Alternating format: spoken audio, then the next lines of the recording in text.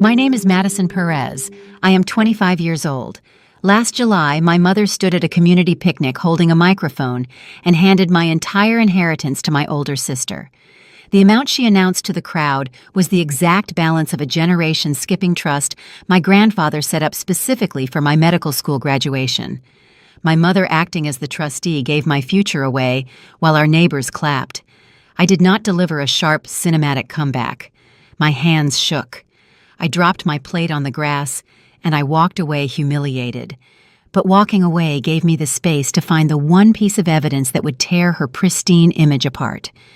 Before I take you back to that afternoon, take a second to like and subscribe to Maria Tells Stories. Drop a comment telling me your age, where you are watching from, and what time it is right now. The Granite City Days Festival in St. Cloud, Minnesota, always feels like a heavy, wet blanket. The July humidity traps the smell of pulled pork and sweet relish under the park pavilion. I stood near the buffet tables holding a sagging paper plate of tater tot hottish.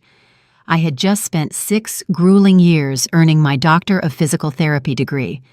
I survived late-night clinical rotations and overwhelming student loan debt because I knew my grandfather Lars left a safety net waiting for me at the finish line. My mother Helen tapped the microphone. The high-pitched feedback echoed across the folding chairs. She called my older sister Lauren up to the front. Lauren is 28. She runs an artisanal soap boutique that constantly teeters on the edge of ruin. Just 20 minutes earlier, I stood by the iced tea coolers and overheard our uncle complaining to my father. He grumbled that Lauren was dodging his calls regarding unpaid invoices for custom soap molds. My sister was sinking, and my father simply stared at his boots rather than offer a solution. My mother found her own solution. She pulled a cashier check from her purse. She smiled at the crowd of local church members and delivered her speech about second chances. She handed Lauren the $85,000. The local congregation erupted into applause. It was a flawless display of toxic local politeness. Everyone smiled and clapped for a mother supporting her struggling daughter. Nobody acknowledged the younger daughter standing by the buffet table, watching her graduation gift vanish. My paper plate bent in half. The hottish slid off the edge and hit the dry summer grass. I marched straight toward the serving tables where my mother retreated after her grand speech. She was arranging a bowl of potato salad with steady, unbothered strokes of a plastic spoon. I asked her how she could steal my future. My voice cracked on the last word. I wanted to sound strong, but the sheer weight of the betrayal fractured my tone. Helen did not stop stirring the potato salad. She offered a tight, passive smile. She told me I already possessed a doctorate and could earn my own living. She patted my arm and said Lauren needed the help to survive. She treated the theft of my inheritance like a minor household scheduling adjustment. I looked at her face and realized she felt zero remorse. My hands trembled. I could not form another sentence. I turned my back on the picnic pavilion and walked straight to my car. I left the festival with tears stinging my eyes, leaving the tight-knit community behind me. I thought I had lost my financial freedom. I did not know my grandmother had left a weapon waiting for me in the dark. I steered my worn Subaru north onto Highway 10, leaving the suffocating heat of the community festival behind. The engine whined against the steady incline, carrying me away from the manicured parks of St. Cloud and toward my cramped apartment in Duluth. I needed the icy wind off Lake Superior to clear the heavy fog clouding my brain. My hands gripped the cracked leather steering wheel so hard my knuckles ached with the strain. I kept replaying the scene by the potato salad over and over in my mind. My mother had dismissed my 6 years of intense medical training with a single patronizing smile. She treated $85,000 of my money like a casual donation to charity. The betrayal ran deep, cutting through the core of my identity. Yet the most painful truth was that I had watched the foundation of this theft building, brick by brick, for over 15 years. My mind drifted back to a freezing Tuesday evening when I was just 10 years old. I sat hidden on the carpeted stairs of our split-level home, peering through the wooden banister. The house was quiet except for a terrible sound echoing from the kitchen. My mother sat at the Formica table weeping over a legal foreclosure notice. Her shoulders shook with raw, ugly sobs that terrified me. She looked small and broken, holding the crumpled paper in her hands. That night, I learned the bitter history shaping her entire worldview. Helen grew up on a destitute dairy farm near the Canadian border. Her parents poured their blood and sweat into the frozen soil, fighting the elements to keep the herd alive. When the time came to pass the legacy down, they handed the entire property deed directly to her older brother. They left my mother with nothing but a cheap suitcase and a profound terror of poverty. She spent her 20s drowning in past due utility bills and eviction threats while her brother inherited the family wealth. That early betrayal broke something fundamental inside her. It created a deep, unhealed wound that dictated every parenting decision she ever made. She did not favor Lauren out of simple cruelty. She favored Lauren out of projected panic. My older sister was flighty, disorganized, and constantly struggling to keep her head above water. Helen looked at her eldest daughter and saw a vivid mirror reflecting her own destitute youth. She viewed Lauren as a vulnerable version of herself that required constant saving. Every time she bailed Lauren out of a financial disaster, Helen was retroactively rescuing the young farm girl whose parents abandoned her. The rescue missions functioned as a misguided psychological balm for my mother. My resilience offered no such comfort. I managed my own schedule, earned academic scholarships, and navigated obstacles without asking for help. Instead of celebrating my independence, Helen viewed my competence as a direct threat. My ability to survive proved that her constant meddling was unnecessary. She resented my self-sufficiency because it offered her no opportunity to play the hero. I did not need saving, so I became the enemy. I remember sitting alone in the freezing bleachers of a local ice arena during a high school hockey tournament. The Minnesota winter sank into my bones as I balanced a heavy biology textbook on my lap. I wore 2 pairs of wool socks to fend off the bitter draft rising from the frozen concrete. I spent the entire weekend studying in the cold, determined to secure my college admission. At the exact same time, my mother hovered over Lauren at an elite training center across town. Lauren demanded expensive private figure skating lessons, insisting she needed professional coaching to find her true passion. My parents paid thousands of dollars for custom skates, choreographers, and ice time. Lauren quit the sport 3 weeks later, complaining the daily practices were too difficult. My father, David, did not utter a single word of protest when the expensive skates went into the garage sale bin for a fraction of their cost. He worked long, exhausting hours as a logistics manager in Minneapolis. He operated in a world of strict schedules and predictable routes. He avoided household conflict at all costs, preferring the predictable quiet of his own routine. Whenever Helen indulged another one of Lauren's expensive whims, David simply stared down at his steel-toed boots and retreated into silence. He traded his paternal duty for marital peace. He watched the blatant favoritism unfold every day and chose to look the other way. His cowardly silence validated my mother's actions and left me fending for myself. The highway miles melted away until the choppy gray expanse of Lake Superior finally came into view. The vast inland sea looked dark and agitated, perfectly matching the storm brewing in my chest. I pulled into the uneven, cracked asphalt parking lot of my apartment building. The brick structure was old and drafty, holding the chill of the northern wind. The cheap rent allowed me to survive graduate school without taking on extra jobs, but the walls felt closer together today. I walked up 3 flights of stairs and unlocked my door. The small living space smelled like old radiator dust and leftover dark roast coffee. I dropped my keys on the laminate counter and picked up the small stack of mail waiting by the door. A thick white envelope sat on top bearing the official logo of my federal student loan servicer. I tore the paper edge and pulled out the crisp statement. My eyes tracked down past the itemized charges to the bold black numbers printed at the bottom of the page. $110,000. The printed figure hit my stomach like a physical blow, stealing the breath from my lungs. The balance represented 6 years of grueling physical therapy training. It represented countless nights eating cheap ramen noodles and skipping social events to study complex human anatomy. My grandfather Lars understood the crushing burden of modern medical education. He established that generation-skipping irrevocable trust specifically to wipe this exact slate clean upon my graduation. He wanted his youngest granddaughter to start her professional healthcare career without the heavy chains of debt dragging her down. He designed the fund to launch my life. I sat on the edge of my faded thrift store sofa, staring at the devastating numbers. The reality of the Granite City Festival settled over my shoulders like a lead vest. My mother did not just steal a stack of cash to fund a soap boutique. She stole an entire decade of my financial freedom. She shackled me to grueling monthly payments and crushing interest rates just to prop up a failing business venture. She sacrificed her youngest child to pacify the restless ghost of a dairy farm she lost 30 years ago. I folded the loan statement and placed it on the coffee table. The overwhelming urge to accept the injustice and suffer in silence crept into my mind. I thought about burying the anger and working double shifts at the rehabilitation clinic just to survive the payments. I believed the money was gone and the battle was already lost. I did not know a phone call the very next morning would hand me the key to breaking her cycle forever. 2 brutal days passed since the festival. I threw myself into setting up my new clinical schedule, trying to ignore the crushing weight of the loan statement sitting on my coffee table.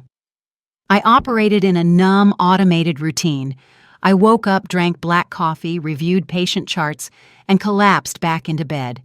The anger simmered just below the surface, but I possessed no outlet for the fury. I was a newly graduated physical therapist with zero leverage against my mother. I assumed the battle was over before I even stepped onto the field. My mobile phone rang late Tuesday afternoon. The caller identification displayed a local Duluth number I did not recognize. I answered expecting a scheduling call from the hospital human resources department. Instead, the crisp, professional voice of an administrative assistant echoed through the speaker. She was calling from the Northern Pines Assisted Living Center. The facility was located just 10 miles up the shoreline. It was the same long-term care building where my grandmother Ingrid spent her final days before passing away 6 weeks ago. The administrator apologized for the delayed contact. She explained that the maintenance crew was conducting a deep clean of a secondary storage closet down the hall from Ingrid's old room. They discovered a single sealed cardboard box pushed far back into a dark corner behind some spare wheelchairs. The box clearly bore my grandmother's name written in bold black marker across the top flaps. The facility protocol required immediate family notification for abandoned personal effects. Because my mother was officially listed as the primary medical contact, the administrator initially tried dialing her number. Helen routed the calls directly to voicemail. I was listed as the secondary emergency contact. The woman asked if I could drive over and retrieve the forgotten box before the end of the week. I drove up the scenic coastal highway the very next morning. The sprawling brick-assisted living center overlooked a dense patch of northern pine trees. I walked through the sliding glass doors and signed the visitor ledger at the front desk. The distinct institutional smell hit my senses immediately. The air hung thick with the sharp chemical sting of industrial pine floor cleaner, masking the faint, lingering aroma of overcooked wild rice soup drifting from the cafeteria. The familiar scent brought a sudden tight ache to my chest. I missed my grandmother desperately. She was a woman of fierce intellect and quiet strength who always saw past my mother's theatrics. The administrator handed over a medium-sized brown moving box, sealed tight with yellowing packing tape. The cardboard felt surprisingly heavy in my hands. I carried the package out to the parking lot and set it gently in the passenger seat of my Subaru. The cold wind whipped off Lake Superior, rocking the small car slightly on its suspension. I sat in the driver's seat staring at the brown box. I did not want to wait until I returned to my cramped apartment to open it. I needed to see what final pieces of my grandmother remained. I dug my car keys into the edge of the packing tape and sliced it open. I folded back the cardboard flaps. The top layer consisted of mundane personal items expected from an elderly resident. A stack of folded paper knitting patterns sat neatly organized in a clear plastic sleeve. A thick blue Lutheran hymnal rested beside the patterns, its spine cracked from decades of Sunday morning services. I lifted the heavy book and set it on the dashboard. My hand brushed against a solid metallic object resting near the bottom corner of the box. I pulled it free from the surrounding packing paper. It was a thick, outdated digital dictaphone. The bulky voice recorder looked like a piece of technology from 15 years ago, featuring a small digital screen and tactile plastic buttons. I stared at the strange device, completely confused by its presence. Ingrid never used complex electronic gadgets, preferring handwritten letters and landline phone calls. I reached back into the box and found a folded piece of paper tucked directly beneath where the recorder had been resting. I pulled the paper out. It was a standard Sunday morning service bulletin from the local community church. I flipped the bulletin over. The blank back page featured a short message scrawled in my grandmother's distinct, shaky cursive handwriting. The ink pressed deep into the paper, revealing the intense physical effort required to write the words. The message was addressed directly to me. For Madison, she wrote, "I saw the rot spreading. I was trapped. I made sure you had the tools to cut it out." My heart hammered against my ribs. I read the short, terrifying sentences 3 times. The words stripped away the comforting illusion that my grandmother had passed away peacefully, unaware of the family dynamics crumbling around her. The narrative of her final months suddenly snapped into a horrifyingly clear focus. My mother had orchestrated a slow, deliberate isolation campaign. Helen frequently complained during family dinners about the heavy burden of managing Ingrid's declining health. She insisted that Ingrid was suffering from rapid onset senility, requiring strict supervision. Under the guise of responsible caregiving, Helen confiscated my grandmother's mobile phone and secured her personal checkbook. She claimed it was necessary to prevent Ingrid from falling victim to telephone scams or confusing her finances. She restricted outside communication and tightly controlled the visitation schedule. Helen effectively built an administrative prison around a woman whose mind remained terrifyingly sharp despite her failing physical body. Ingrid was physically trapped in a medical bed, entirely dependent on the very daughter who was quietly plotting a financial theft. She possessed no ability to drive to a bank or hire a lawyer. Leaving the hidden dictaphone buried beneath mundane knitting supplies in a forgotten storage box was her only remaining tactical play. She executed a covert intelligence drop from inside her own prison cell. She knew Helen would never bother digging through old church hymnals and yarn patterns. She gambled on the hope that the box would eventually find its way to the one granddaughter she trusted to fight back. The profound courage of that silent defiance took my breath away. My grandmother spent her final days listening to a betrayal unfold, gathering the required evidence and securing it for me to find after her death. She refused to let her legacy be dismantled without leaving a weapon behind. I sat in the cold car looking out the windshield at the vast expanse of Lake Superior. The choppy gray water churned violently under the overcast sky, reflecting the turbulent storm rising in my blood. I looked down at the heavy digital recorder resting in my lap. I traced my thumb over the worn plastic play button. I did not know what specific conversation she managed to capture. I did not know how much damage the audio file could inflict. But I understood the assignment. She handed me the scalpel. It was my responsibility to make the cut. I reached into the center console of my Subaru and pulled out a tangled auxiliary audio cable. I plugged one end into the headphone jack of the outdated dictaphone. I jammed the other end into the stereo port on the dashboard. I turned the ignition key, engaging the car battery without starting the engine. The digital interface on the dashboard lit up, connecting the external device to the vehicle speaker system.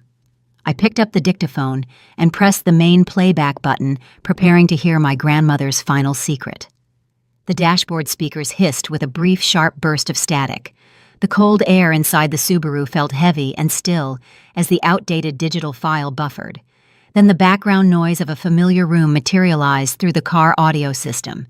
The faint mechanical hum of an oxygen concentrator and the distinctive squeak of rubber-soled nursing shoes pacing down a hallway confirmed the setting. My grandmother had left the recording device running on her wooden bedside table during a scheduled family visit inside the assisted living facility. The digital timestamp glowing on the small LCD screen indicated the capture occurred exactly 8 months ago.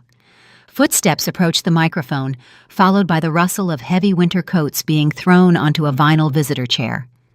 My mother spoke first. The sound of her voice, raw, unfiltered, and completely stripped of her usual polite public performance, sent a sudden chill down my spine. Helen did not sound like the nurturing matriarch who smiled for the church congregation. She sounded frantic, angry, and entirely consumed by her own internal panic. She paced the linoleum floor of the small patient room, complaining bitterly about my older sister. Helen detailed the impending financial collapse of Lauren's artisanal soap boutique. She ranted about unpaid commercial lease agreements and desperate phone calls from aggressive vendors demanding immediate payment. Her voice climbed higher, pitching into a terrified, frantic register as she painted a picture of Lauren ending up impoverished and living on the street. The fear radiating from the speakers was visceral. Helen was not just worried about a failing business venture. She was staring directly at the terrifying phantom of her own destitute youth, projecting her darkest historical nightmares onto her favorite child. I sat frozen in the driver's seat, gripping the leather steering wheel. The private conversation captured on the tape confirmed every suspicion I ever held regarding the deeply toxic dynamic between them. But complaining about a failing boutique was not a crime. It was just ugly family baggage. I waited for the killing blow. The heavy sound of my father clearing his throat interrupted the frantic pacing. David spoke in his characteristic low, cautious tone, trying to de-escalate the rising panic. He suggested they help Lauren draft a formal bankruptcy filing to protect her remaining personal assets. He offered a logical conservative solution. Helen rejected the proposal instantly. She slammed her hand against a hard surface, sending a sharp crack through the audio file. She refused to allow Lauren to suffer the humiliating public shame of a formal financial collapse. She demanded a cleaner, faster exit strategy. Then she delivered the pivotal, legally damning confession. "I already fixed the paperwork, David," she announced. The cold, clinical certainty in her voice was terrifying. "I brought the trust amendment documents in my purse yesterday afternoon. I waited until the nurse gave Mother her heavy pain medication. When she drifted off to sleep, I took the pen and signed her name on the bottom line. I forged the authorization." My heart stopped beating. The air evacuated my lungs. My mother had just admitted to a felony on tape. She did not execute the theft through a clever legal loophole or a legitimate reassignment of assets. She committed direct, blatant, elder financial fraud. She forged the signature of a medically incapacitated woman to hijack a generation-skipping trust fund. David gasped audibly on the recording. The shock in his voice sounded authentic, but profoundly weak. He stammered out a frantic protest, pointing out the severe illegality of her actions. He reminded her that Grandpa Lars established the specific, irrevocable parameters of the trust explicitly for my educational funding. He warned her that breaking the legal barrier constituted outright fraud. Helen scoffed at his cowardice. She explained her exact methodology, demonstrating a terrifying level of premeditated legal manipulation. She detailed how she leveraged her status as the acting trustee to manipulate the standard HEMS provision written into the trust language. The HEMS standard legally allows a trustee to disperse protected funds under 4 strict categories, representing health, education, maintenance, and support. Helen fabricated a series of fraudulent internal documents designed to reclassify Lauren's impending commercial bankruptcy as a critical emergency medical maintenance issue. She created a fake paper trail citing severe mental health distress and required immediate lifestyle support to justify draining the account. She weaponized a protective legal clause intended to keep beneficiaries safe and used it to execute a bank robbery. David pleaded with her one final time. He begged her to destroy the forged documents before she ruined the family. He pointed out the devastating impact the theft would have on my future. He reminded her that I had spent years counting on that specific money to clear my medical school debt. He advocated for my survival using the weakest possible defense. Helen silenced him with a brutal, devastating response. The mask completely fell away, exposing the raw, bleeding generational wound driving her madness. "Nobody saved me when my brother took the farm," she screamed. Her voice tore through the car speakers, vibrating with decades of unhealed resentment and blistering jealousy. "My parents left me with absolutely nothing, and nobody stepped in to fix it. Madison is strong. She handles everything by herself. She will figure out a way to survive the debt. Lauren will not. Lauren will drown, and I refuse to watch it happen again." The audio file clicked off, terminating the recording automatically. The sudden silence inside the vehicle was deafening. The ambient noise of the crashing waves from Lake Superior filled the void, but I could not hear the water. All I could hear was the echoing finality of my mother's justification. I did not sit straight up and plot a brilliant tactical revenge strategy. I did not experience a sudden empowering rush of cinematic determination. I broke. The heavy invisible armor I had worn since the Granite City Festival shattered into 1,000 jagged pieces. I leaned forward, resting my forehead against the cold, hard plastic of the steering wheel, and surrendered to the overwhelming devastation. It was an ugly, breathless, hyperventilating cry. My chest heaved with violent, ragged sobs that tore at my throat. Tears blurred my vision and soaked into the fabric of my jacket. I was not mourning the loss of the $85,000 anymore. I was mourning the undeniable, horrifying proof that my own mother had actively, meticulously premeditated my ruin. She sat beside her dying mother, forged a signature, and decided my financial destruction was an acceptable casualty required to heal her own historical pain. She sacrificed her youngest child simply because I was strong enough to endure the blade. I wept for the girl who spent countless weekends studying in freezing ice arenas, trying to earn a fraction of the attention showered on a sister who quit every challenge she faced. I cried for the father who knew the truth, but stared at his boots because confronting his wife required too much courage. I cried until my lungs burned and my eyes swelled shut. I stayed slumped over the steering wheel for nearly an hour, letting the violent storm of grief pass through my system. The tears eventually dried up, leaving behind a cold, hollow exhaustion.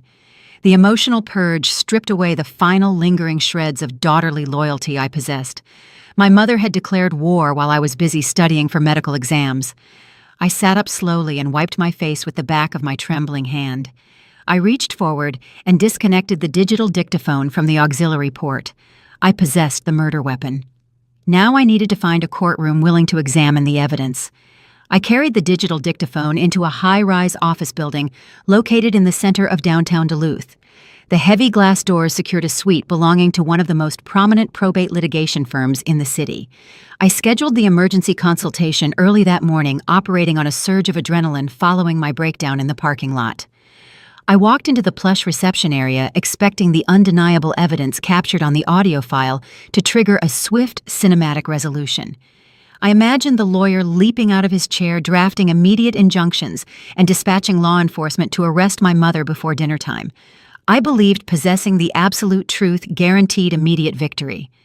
I was entirely unprepared for the brutal, apathetic reality of the American legal system. An aging, pragmatic attorney named Arthur Jensen led me into a large conference room overlooking the harbor. He wore a rumpled gray suit and carried the weary demeanor of a man who had spent 40 years watching families destroy each other over inherited money. He did not offer any false comfort or performative outrage when I explained the situation. He simply sat at the head of the polished mahogany table, poured himself a cup of black coffee, and instructed me to play the recording. I placed the outdated digital device on the table and pressed the play button. The hissing static filled the quiet room, followed by my mother's frantic pacing and her eventual devastating confession. Arthur listened to the entire 8-minute exchange without changing his expression. He did not gasp when Helen admitted to forging the signature. He did not flinch when she detailed her manipulation of the trust parameters. He just took slow, methodical notes on a yellow legal pad, waiting for the audio file to end. I turned the device off and looked at him, waiting for the validation of my outrage. He set his pen down and folded his hands over his stomach. He delivered the first piece of good news with clinical detachment. He confirmed that Minnesota operates under a strict one-party consent law regarding the recording of private conversations. Because my grandmother was a participating party in the room and she implicitly consented to the recording by turning the device on, the captured audio constituted legally admissible evidence. My mother could not throw the tape out of court by claiming a violation of privacy. The murder weapon was legally viable. Then Arthur Jensen leaned forward and methodically dismantled every single expectation of swift justice I held in my head. He explained the complex, grueling reality of civil probate litigation. While the audio recording clearly established fraudulent intent, prosecuting the crime through the civil courts required an overwhelming amount of foundational legwork. To formally surcharge a trustee and legally force Helen to repay the stolen funds out of her own pocket, the court required absolute proof of the financial breach. Because Helen utilized the HEMS standard to justify the withdrawal, claiming the funds were necessary for emergency medical maintenance, a judge would demand a comprehensive forensic accounting of Lauren's boutique. The legal team would need to subpoena every single business ledger tax return and commercial bank statement belonging to my sister. We would have to hire independent financial auditors to trace every dollar and prove the money did not address a legitimate medical crisis. The discovery phase alone would take months of aggressive legal maneuvering. I asked him how long the entire process would take from the initial filing to a final judicial ruling. Arthur looked at me with cold, practical eyes. He estimated a minimum timeline of 18 to 24 months. The probate dockets were severely backlogged, and aggressive defense attorneys specialized in dragging the proceedings out to exhaust the opposing party. My mother would use the stolen money to hire her own legal defense, forcing me into a war of attrition. I swallowed the rising panic in my throat and asked the final, inevitable question. I needed to know the cost of admission to enter the battlefield. Arthur pulled a standard fee agreement out of his leather portfolio and slid the document across the mahogany table. He explained that his firm did not handle messy intra-family disputes on a contingency basis. The risk of the funds being entirely dissipated before a judgment could be rendered made the investment too dangerous for the partnership. He required a substantial upfront commitment to begin the intensive discovery process. He requested a $10,000 retainer fee simply to file the initial petition and secure the forensic accountants. The number echoed in the quiet conference room. $10,000. It might as well have been $1 million. I stared at the printed contract resting on the polished wood. I was a newly graduated physical therapist, drowning under the crushing weight of a $110,000 student loan balance. My bank account currently held less than a single $1,000. My next rent payment was due in 2 weeks, and I had not even received my first official paycheck from the rehabilitation clinic. I possessed the undeniable truth. I held a recorded confession of felony fraud, but I lacked the required capital to unlock the courtroom doors. I tried to negotiate. I pleaded with Arthur, explaining the overwhelming strength of the audio evidence. I offered to sign over a larger percentage of the final recovery if he would just defer the upfront costs. I begged him to see the profound injustice of the situation. Arthur Jensen offered a sympathetic but entirely immovable sigh. He collected the blank fee agreement and slid it back into his portfolio. He told me the legal system did not operate on moral outrage or righteous indignation. It operated exclusively on billable hours and administrative procedure. He advised me to secure a personal loan or borrow the retainer funds from a sympathetic relative. He stood up, indicating the consultation was over. He wished me luck and walked out of the conference room, leaving me alone with the silent dictaphone. I rode the elevator down to the street level, feeling entirely hollowed out. The initial adrenaline surge that carried me through the morning had completely evaporated, leaving behind a cold, suffocating despair. I walked out onto the bustling downtown sidewalk and blended into the midday crowd. The harsh reality of adult American life settled over my shoulders like a weighted blanket. The justice system was not designed to protect the vulnerable. It was designed to protect the people who could afford to navigate the maze. My mother had not just stolen my inheritance. She had stolen the very resources I needed to fight back against the theft. She understood the financial disparity perfectly. She knew I lacked the capital to challenge her actions in a civil court. She banked on my poverty to guarantee her immunity. I reached the parking garage and climbed into my worn Subaru. I placed the digital recorder into the dark center console and snapped the plastic lid shut. I stared at the concrete wall parked in front of my bumper. The crushing, apathetic weight of the situation threatened to break my resolve entirely. The undeniable truth was utterly useless if you could not afford the entrance fee to litigate it. I realized that injustice often secures a permanent victory simply through financial attrition. The enemy does not have to win the argument. They just have to outlast your bank account. I turned the ignition key and listened to the engine struggle to turn over. I refused to accept defeat, but I recognized the civil court system was currently a locked fortress.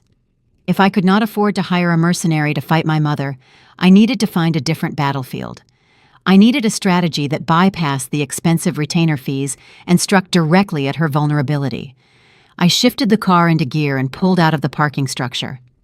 I decided to test a desperate alternative approach. I would bypass the legal system entirely and confront the one man who had the power to reverse the transaction without a judge. I aimed my vehicle south, heading toward a frozen lake and a father who specialized in looking the other way. The defeat inside the Duluth law office felt like swallowing a mouthful of cold gravel, but the sharp sting of the rejection sparked a different kind of fire in my chest. I refused to surrender to the apathy of the legal system. If I could not afford to hire an attorney to force my mother's hand, I needed to find someone already holding the keys to the accounts. My father possessed the dual authority required to access the trust records and the marital assets. He was the only person capable of reversing the fraudulent transfer without a judge issuing a court order. He had stood silently by the potato salad at the festival, but the audio recording proved he knew exactly what Helen had done in the dark. I needed to force him out of his cowardly neutrality. I merged onto the southbound highway and drove for 2 hours navigating the dense pine forests and the frozen rural routes of central Minnesota. The destination was Mille Lacs Lake. The massive body of water serves as a premier winter destination for locals seeking isolation and walleye. During the freezing months, the frozen surface transforms into a temporary village populated by hundreds of small wooden shacks. My father retreated to his personal ice fishing house every single weekend during the winter. It was his ultimate sanctuary. He used the isolated environment to escape the constant chaotic demands of my mother and the suffocating pressure of his logistics career. He preferred the quiet company of a fishing line to the messy reality of his own household. I parked my Subaru on the plowed ice road near the shoreline and zipped my heavy winter parka up to my chin. The wind howling across the flat, frozen expanse bit into my exposed skin like sharp, tiny needles. I trudged across the slippery ice toward the familiar green plywood structure, sitting a quarter-mile out from the shore. I did not knock on the wooden door. I grabbed the frozen metal handle and shoved it open. The sudden intrusion let a blast of freezing wind tear into the small, heated cabin. David sat on a modified bucket, staring down into a dark circular hole carved through the thick ice. A small propane heater hissed in the corner, radiating a suffocating dry warmth. The cramped space smelled heavily of kerosene-damp wool and cheap bait. He jerked his head up, startled by the violent entrance. He wore a faded Carhartt jacket and a thick-knit hat pulled low over his ears. He looked at my face, and the brief flash of paternal greeting instantly vanished from his eyes. He recognized the storm I carried into the room. "Close the door, Madison," he muttered. His voice sounded defensive and weak. "You are letting the heat out." I slammed the wooden door shut behind me, sealing us inside the tiny box. I did not take off my coat. I did not offer a polite greeting or ask if the fish were biting. I pulled my mobile phone out of my pocket. I had already transferred the audio file from the digital dictaphone to my personal device during the long drive. I turned the volume up to the maximum level.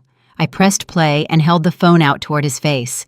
The hissing static filled the small cabin, followed by the undeniable sound of my mother screaming her justification for the forgery. My father's own recorded voice echoed off the plywood walls, offering his pathetic, useless protests. David squeezed his eyes shut and turned his head away from the phone. He raised a gloved hand, attempting to block the sound of his own cowardice. "Turn that off," he pleaded. His voice cracked. "Please, Madison, turn it off." I did not turn it off. I let the recording play until the final devastating sentence faded into silence. I dropped the phone onto the small wooden table next to his fishing tackle. I did not deliver a flawless cinematic monologue filled with sharp, witty insults. The rage boiling inside my chest bypassed my rational brain entirely. I lost control. I started screaming at the top of my lungs. My voice tore through my throat, raw and jagged. I screamed about the years I spent freezing in empty hockey rinks, trying to earn a fraction of the attention he lavished on Lauren. I screamed about the suffocating student loans, chaining me to a decade of financial slavery. I demanded to know how a father could sit beside a dying woman and watch his wife commit felony fraud to steal his youngest daughter's future without lifting a single finger to stop it. The volume of my own voice terrified me, but I could not stop the verbal assault. The years of polite compliance and silent suffering erupted in a violent, messy purge. My father kept his head bowed, staring down into the black water of the fishing hole, refusing to meet my eyes. His persistent silence fueled my fury. I grabbed a heavy metal Yeti thermos resting on the small table. I did not aim for his head. I hurled the solid steel cylinder directly at the wall behind him with every ounce of strength I possessed. The heavy metal smashed into the cheap plywood paneling with a deafening explosive crack. The impact left a deep, jagged dent in the wood and sent the thermos clattering onto the ice-covered floor. The sudden violence finally broke his paralysis. David flinched hard, throwing his arms up to protect his face. He looked at the dented wall and then looked at me. His eyes were wide and filled with raw, unfiltered panic. The quiet logistics manager who spent his entire life avoiding conflict suddenly realized the war had breached his sanctuary. He broke down. His broad shoulders collapsed inward, and he began to cry. It was not a dignified, quiet weeping. It was a pathetic, desperate sobbing that made him look incredibly small and frail. I was terrified he choked out. The tears tracked through the stubble on his cheeks. I was so terrified she would leave me Madison. You know how she gets when she fixates on a plan. If I called the police or tried to physically stop the transfer, she would have filed for divorce the very next day. She would have taken half my pension and destroyed the family. I thought I could protect the peace if I just let her fix Lauren's mess this one last time. He confessed the ugly, pathetic truth. He did not participate in the fraud out of malice. He participated out of profound weakness. He chose to sacrifice my financial security to protect his own comfortable marital routine. He looked at the shattered remains of my trust fund and decided the price was worth paying to avoid a divorce lawyer. The admission drained the screaming rage out of my system, leaving behind a cold, heavy disgust. He was not an evil mastermind. He was just an incredibly weak man who valued his own comfort over his daughter's survival. I picked my phone up from the table. The anger had burned out, leaving me exhausted and hollow. I turned toward the door, ready to walk away and accept the bitter reality of my isolation. "Wait!" David called out. His voice carried a sudden, desperate urgency. I stopped with my hand hovering over the frozen metal door latch. I looked back over my shoulder. He wiped his face with the rough sleeve of his jacket. He stood up from the bucket and took a hesitant step toward me. "I will fix this," he promised. His tone carried a fragile, trembling resolve that sounded entirely foreign coming from his mouth. "I will talk to Helen tonight. I will make her realize the danger she is in. I will force her to reverse the bank transfer and put the money back where it belongs. I will fix it, Madison. I swear to God, I will fix it." He stepped closer, closing the distance between us. "Just give me until Monday," he pleaded. "Give me the weekend to handle her. Do not take that recording to the police. Let me be a father to you. Let me make this right." I stared into his bloodshot eyes, searching for any sign of his usual evasion. The desperation in his face looked incredibly authentic. He sounded like a man who finally recognized the catastrophic cost of his lifelong cowardice and wanted a chance at redemption. He was offering me exactly what I had sought in the Duluth law office. He was offering a swift, quiet resolution without the need for expensive attorneys or lengthy courtroom battles. He held the power to compel my mother's compliance.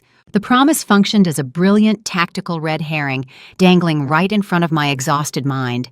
The logical, analytical part of my brain screamed a warning, reminding me that he had failed to protect me for 25 consecutive years. But the wounded, desperate daughter buried deep inside my chest desperately wanted to believe him. I wanted a father willing to fight for me. I looked at the dented plywood wall and the frozen black water in the fishing hole. I gave a single short nod of agreement. "Monday," I told him. My voice was a harsh, raspy whisper. "You have until Monday evening. If the money is not back in the account by then, I am taking the audio file to the authorities." He nodded frantically, affirming the strict deadline. I pushed the heavy door open and stepped out into the howling wind. I walked across the frozen expanse of Mille Lacs Lake, feeling a fragile, dangerous glimmer of hope taking root in my chest. I believed the confrontation had finally broken his cowardly patterns. I believed he was driving back to the city to save me. I did not know the weekend silence waiting for me would hurt significantly worse than the initial theft. The fragile hope I carried away from the frozen lake evaporated long before the Monday deadline expired. The silence began slowly. I sent a simple text message to my father on Sunday evening, asking if he had spoken to Helen yet. The digital read receipt confirmed he opened the message, but the typing bubble never appeared. I told myself he needed time to navigate the volatile terrain of his marriage. Monday morning broke with absolute silence. The afternoon dragged into the evening. By 8 o'clock, I tried calling his mobile phone. The automated voicemail greeting triggered after the very first ring, indicating he had actively declined the incoming call. Tuesday arrived, and the silence solidified into a concrete wall. My father ghosted me completely. The betrayal of his inaction landed with a heavy, suffocating thud right in the center of my chest. The theft orchestrated by my mother was an active, malicious strike. I understood the twisted mechanics driving her cruelty. But my father, looking me directly in the eyes, promising to save me, and then hiding behind his voicemail, felt significantly worse. He had assessed the impending battlefield, calculated the potential damage to his own comfortable routine, and chosen marital peace over my survival. He decided the discomfort of confronting Helen outweighed the destruction of my future. The realization that I was entirely alone on this battlefield crushed the last remaining shreds of my familial loyalty. The emotional devastation quickly manifested into a deep, agonizing physical exhaustion. The protective grace period on my federal student loans officially terminated, pushing my accounts into active repayment status. The terrifying monthly balance demands flooded my email inbox. The crushing reality of adult financial responsibility forced me to abandon my grief and focus purely on survival. I secured a full-time position at a prominent rehabilitation clinic located near the Duluth Medical District. The facility specialized in intensive post-operative physical therapy and severe trauma recovery.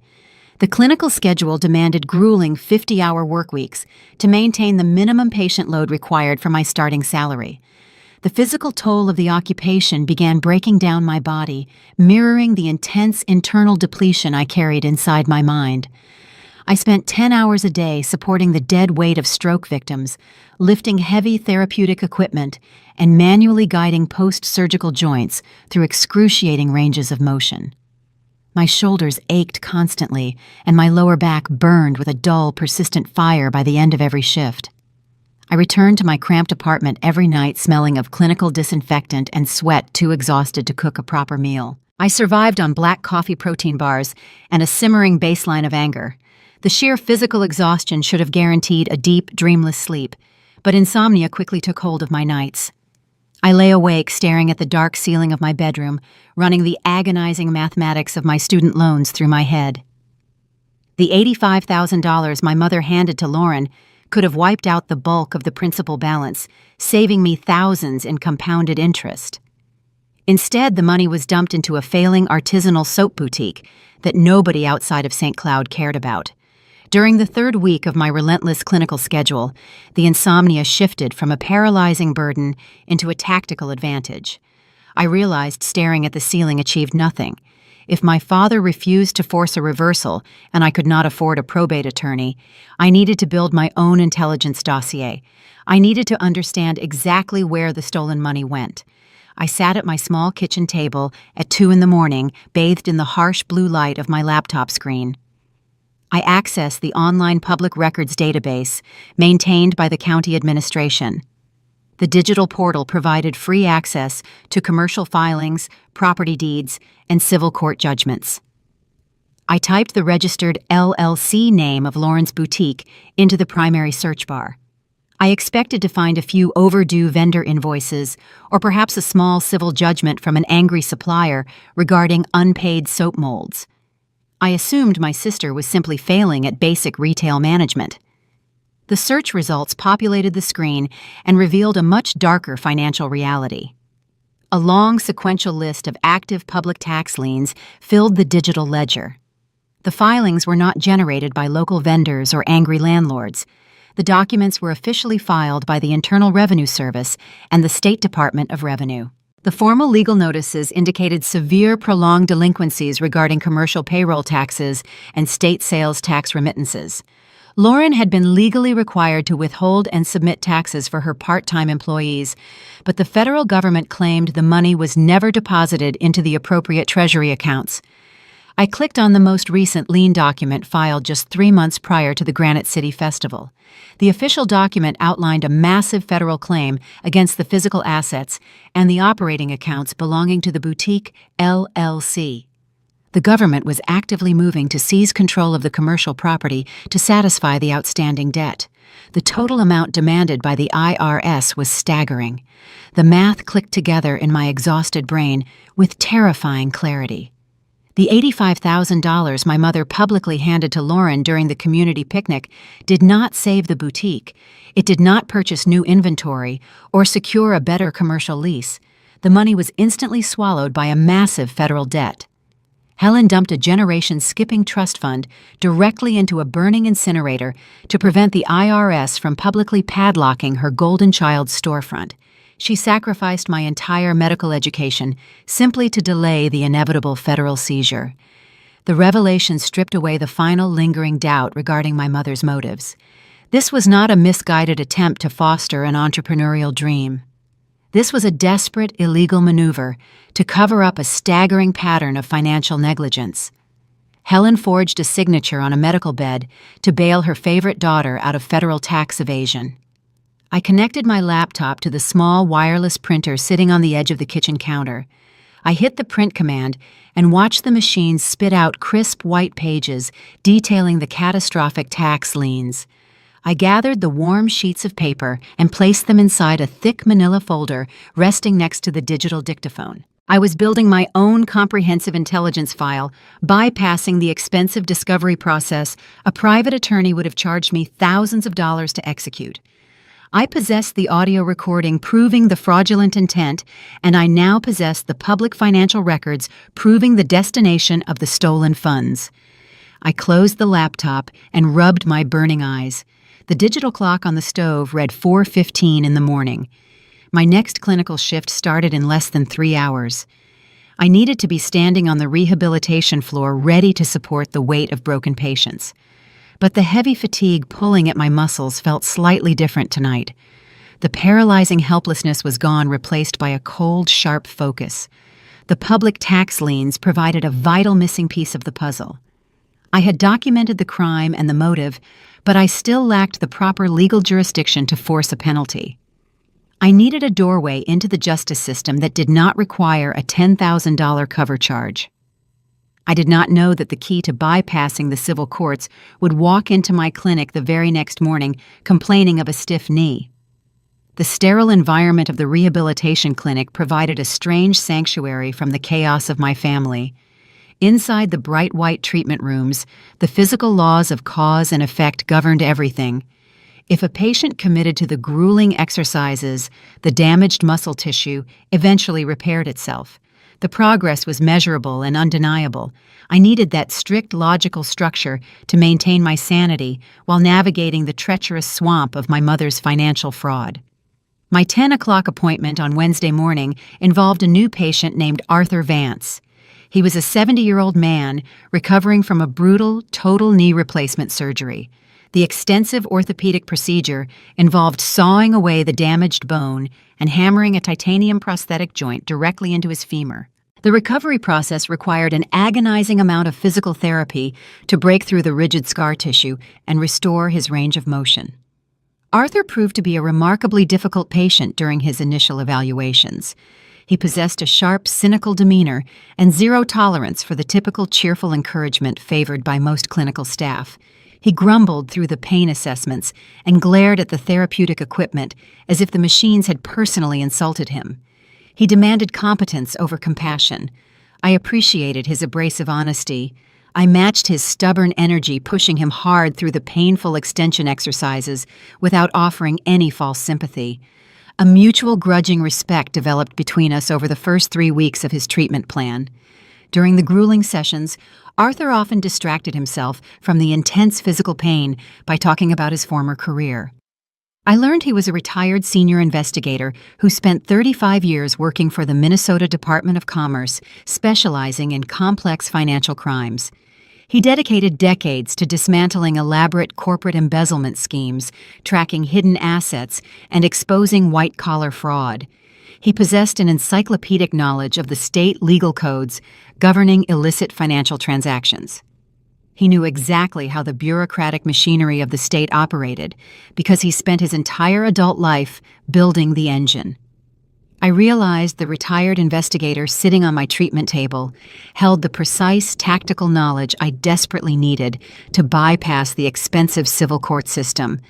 But I did not ask him for a convenient favor or a free legal consultation. I knew a man like Arthur Vance respected hard evidence and meticulous preparation. He spent his career interrogating sloppy criminals. If I approached him with a messy, emotional family dispute, he would dismiss me immediately. I needed to present a solid, actionable intelligence file that appealed to his analytical brain. I spent the next 2 evenings organizing the documents I had gathered. I printed a clean, highly legible transcript of the critical section of the audio recording, highlighting the exact moment my mother confessed to forging the signature. I arranged the public IRS tax liens filed against my sister's boutique in chronological order, proving the destination of the stolen funds. I created a concise timeline documenting my grandmother's declining cognitive state, referencing the specific dates she was heavily medicated inside the memory care facility. I placed all the physical evidence inside a crisp black binder.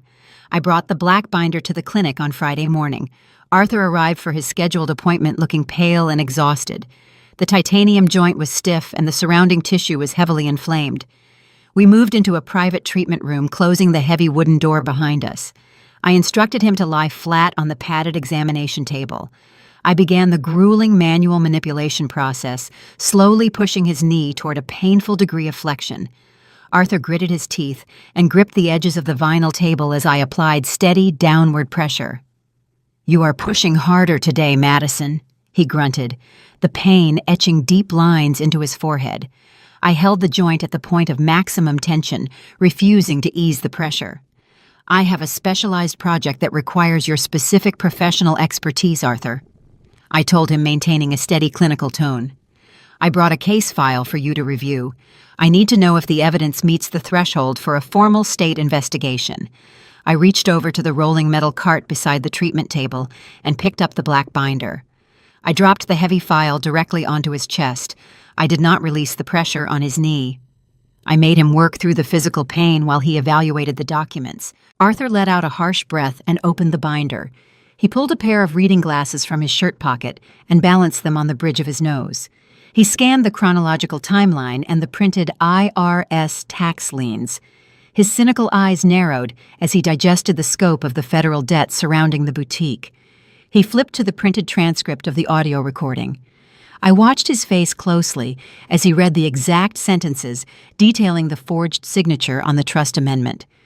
The professional investigator took over his demeanor entirely. The pain in his leg seemed to vanish, replaced by a sharp, predatory focus. He recognized the familiar architecture of a premeditated financial crime. He closed the binder and looked up at me. He tapped the black cover with a thick index finger. "This is not a messy civil probate dispute regarding the interpretation of a medical maintenance clause," he declared. His voice carried the authoritative weight of 35 years of law enforcement. "Your mother made a fatal tactical error when she admitted to forging the signature while the principal party was medically incapacitated." He explained the critical legal pivot that transformed the entire battlefield. The moment Helen signed Ingrid's name without proper legal authorization, while Ingrid was confined to a memory care ward, she crossed a major jurisdictional line. She ceased acting as a negligent trustee and became a criminal perpetrator.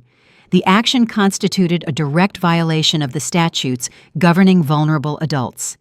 "This is criminal elder financial abuse," Arthur confirmed. "The state takes the exploitation of incapacitated seniors incredibly seriously. You do not need to hire a private probate attorney or pay a $10,000 retainer fee to initiate a civil lawsuit.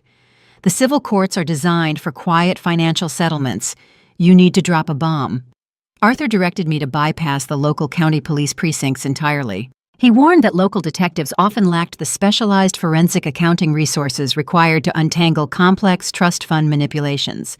The local police would likely view the situation as a domestic family matter and assign the case a low priority. I needed to aim higher up the chain of command. He instructed me to file a direct comprehensive report with the Elder Justice Unit operating inside the Minnesota Attorney General Division. The state-level investigators possess the unilateral authority to freeze financial assets, issue immediate administrative subpoenas, and pursue felony criminal charges without requiring any upfront capital from the victim. They served as the ultimate heavy artillery designed specifically to destroy predators who preyed on the vulnerable. Arthur outlined the exact bureaucratic procedure required to trigger the investigation. He detailed the specific state forms I needed to submit the precise legal terminology I must use to flag the severity of the crime and the optimal way to package the audio files for the assigned caseworker. He handed me the exact blueprint required to bypass the impenetrable wall of the civil justice system and unleash the full devastating power of the state government directly onto my mother's doorstep. I eased the pressure off his titanium knee and stepped back from the treatment table. I thanked him for the strategic consultation. Arthur closed the black binder and handed it back to me. He offered a grim, satisfied smile. "Do not warn them the strike is coming, Madison," he advised. "Let the state kick the door down while they are sleeping." I left the clinic that evening carrying the black binder, feeling a profound, dangerous sense of purpose, replacing my exhaustion. The path forward was finally clear. I did not need to wait for my cowardly father to save me. I did not need to beg a private attorney for a payment plan. I possessed the evidence, and I now possessed the correct target coordinates. I spent the entire weekend locked inside my cramped apartment, ignoring my need for sleep. I fueled my focus with black coffee and a cold, burning desire for restitution. I drafted the formal complaint using the exact legal phrasing Arthur had recommended. I digitized the physical IRS tax liens and formatted the chronological timeline into a concise professional intelligence briefing. I transferred the original audio file from the digital dictaphone onto 3 separate secure flash drives. I meticulously compiled the evidentiary packet, ensuring every single document supported the criminal allegation of elder financial abuse. By 3 o'clock on Monday morning, the comprehensive report was complete. The thick manila envelope sitting on my kitchen counter represented the explosive device destined to shatter the pristine facade of my family. I sealed the clasp and printed the mailing address for the Attorney General office in St. Paul. I was ready to initiate the strike. But before I could drop the package into the mail, my mother launched an unexpected preemptive maneuver attempting to neutralize the threat before the war even began. I stood in the harsh fluorescent light of the local post office, holding the thick manila envelope destined for the Attorney General. The physical weight of the evidentiary packet felt heavy in my hands, representing the point of no return. The postal clerk called my number. As I stepped forward to hand over the package, my mobile phone vibrated sharply inside my jacket pocket. I pulled the device out and glanced at the screen. The caller identification displayed my mother's name. Helen had not attempted to contact me since the confrontation by the potato salad at the Granite City Festival. The sudden incoming call signaled a desperate shift in the battlefield dynamics. I stepped out of the long line and walked toward the quiet corner of the post office lobby. I let the phone ring 4 times before I pressed the accept button. I held the receiver to my ear, maintaining absolute silence. I waited for her to speak first. Madison. Her voice sounded thin and unusually gentle over the cellular connection. It carried the careful, fragile tone she reserved for smoothing over minor social disagreements. "I want to see you. We need to sit down and make amends. The tension between us is breaking my heart. The strategic timing of the peace offering felt entirely too convenient. My father must have returned from his ice fishing trip and delivered a panicked warning regarding my possession of the audio recording. David failed to force the immediate reversal of the stolen funds as he promised on the frozen lake. He chose the cowardly path of warning his wife about the impending threat instead of actively protecting his daughter. Helen now realized I possessed a weapon capable of destroying her carefully constructed reality. She was attempting a desperate preemptive strike to neutralize the danger before I could deploy the evidence. She instructed me to drive down to the family cabin in Brainerd that evening. She promised a quiet, private conversation away from the prying eyes of the community. She framed the invitation as a sincere attempt to heal the fractured family dynamic. The logical, analytical part of my brain recognized the blatant ambush waiting for me. But a small, stubborn piece of my heart wanted to hear what kind of defense she could possibly offer. I agreed to the meeting. I kept the manila envelope tucked firmly under my arm and walked out of the post office carrying the unmailed package back to my car. The drive to the Brainerd cabin took 2 hours, pushing deep into the Central Lakes region of Minnesota. The property represented the ultimate symbol of generational success and stability within our family. My grandfather Lars built the rustic log structure by hand decades ago. It sat on a prime piece of shoreline surrounded by dense ancient pine trees. The cabin was a sacred space intended to anchor the family together through the harsh winters and the fleeting summers. I parked my Subaru on the gravel driveway as the sun dipped below the tree line, casting long dark shadows across the frozen lake. The chimney expelled a steady stream of gray smoke, indicating a warm fire burning inside the main room. I grabbed my jacket and walked up the wooden steps. I pushed the heavy oak door open and stepped into the familiar space. The cabin smelled heavily of burning cedar wood and the rich, savory aroma of wild rice soup simmering on the stove. The scent triggered a rush of childhood memories, attempting to soften my resolve before the negotiations even began. Helen stood in the small, rustic kitchen, wearing a comfortable, oversized sweater. She stirred a large metal pot, playing the role of the nurturing Midwestern matriarch to absolute perfection. She smiled warmly as I entered the room, projecting an aura of harmless maternal concern. She did not mention the stolen trust fund or the screaming match at the festival. She simply ladled the hot soup into 2 ceramic bowls and invited me to sit down at the heavy oak dining table. We ate the meal in relative silence, the crackling fire providing the only background noise. Helen asked polite, superficial questions about my new position at the rehabilitation clinic, acting as if our relationship had merely suffered a minor temporary hiccup. I answered in short, clipped sentences, refusing to engage in the comfortable illusion she was trying to maintain. The suffocating performance continued until the bowls were empty. Helen stood up and cleared the dishes from the table. She walked over to her leather purse resting on the kitchen counter.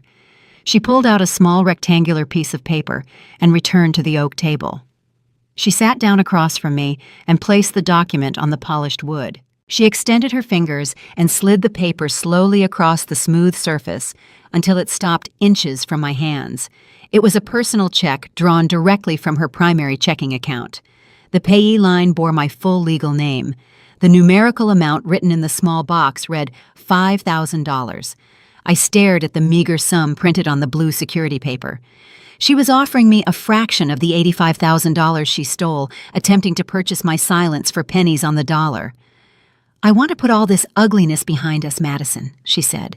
Her voice dropped into a low, pleading register. "This is a settlement to help you cover your living expenses while you get settled at the new clinic. Take the money and let us just move forward as a family. We do not need to let a misunderstanding ruin everything we have built." The sheer audacity of labeling a premeditated felony forgery as a simple misunderstanding took my breath away. She believed she could bribe me into dropping the audio recording by throwing a tiny scrap of financial relief across the table. She treated my silence like a commodity she could acquire at a steep discount. I looked up from the check and met her eyes. "You stole $85,000 from my future," I stated, my voice cold and hard. "You forged Grandma Ingrid's signature while she was drugged in a medical bed. A $5,000 check does not erase a felony." The polite maternal mask shattered instantly. The comforting facade melted away, exposing the raw, bleeding generational wound driving her madness. The tears sprang to her eyes, fast and authentic. The weeping was not a calculated performance. It was the genuine, desperate panic of a woman cornered by her own historical trauma. "I didn't want Lauren to end up like me," she cried out, her voice breaking with genuine anguish. The tears spilled over her eyelashes, tracking down her cheeks. "You do not understand the terror of having absolutely nothing. When my brother took the farm, my parents threw me out into the cold with empty pockets. I spent years drowning in debt, terrified of the eviction notices. I could not watch Lauren suffer that exact same humiliation. I just wanted us all to survive." She leaned across the table, her hands trembling. "You are strong, Madison. You have a doctorate degree and a steady career. You did not need the trust money to survive. You will always figure out a way to land on your feet. Lauren is weak. The business was failing, and the IRS was going to destroy her life. I had to intervene. I had to save her from becoming the discarded child. I listened to her twisted, desperate logic. She genuinely believed her own delusion. She viewed her actions as a heroic rescue mission rather than a malicious theft. She projected the ghost of her own destitute youth onto Lauren, convincing herself that stealing my inheritance was a necessary moral sacrifice to prevent history from repeating itself. The profound psychological damage inflicted by her own parents decades ago had finally metastasized, destroying the next generation. I looked at the weeping woman sitting across the oak table. The blistering rage I carried inside the car slowly drained away, replaced by a profound, crushing sadness. I saw a deeply broken, terrified person who allowed her unhealed trauma to mutate into monstrous behavior. I felt a terrible, heavy pity for her fractured mind, but understanding the origin of the trauma does not excuse the abuse it creates. Empathy does not require submission. I refused to set myself on fire simply to keep her ghost warm.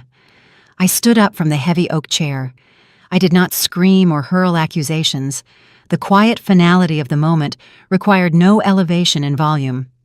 "I am not the discarded child anymore," I told her softly, "and I am done paying for the farm you lost 30 years ago." I turned my back on her and walked toward the heavy front door. As I reached for the brass handle, my eyes darted back to the table. The $5,000 personal check remained sitting on the polished wood. The physical evidence of her attempted bribery lay exposed in the open. A sudden tactical instinct overrode my emotional exhaustion. I quickly stepped back to the table and snatched the uncashed check off the surface. I folded the blue paper in half and slid it deep into the pocket of my winter jacket. Helen was too consumed by her sobbing to notice the swift motion. I opened the heavy oak door and stepped out into the freezing Minnesota night. The biting wind off the lake hit my face, clearing the smell of wood smoke from my lungs. I pulled the door shut behind me, engaging the solid metal deadbolt with a loud, decisive click.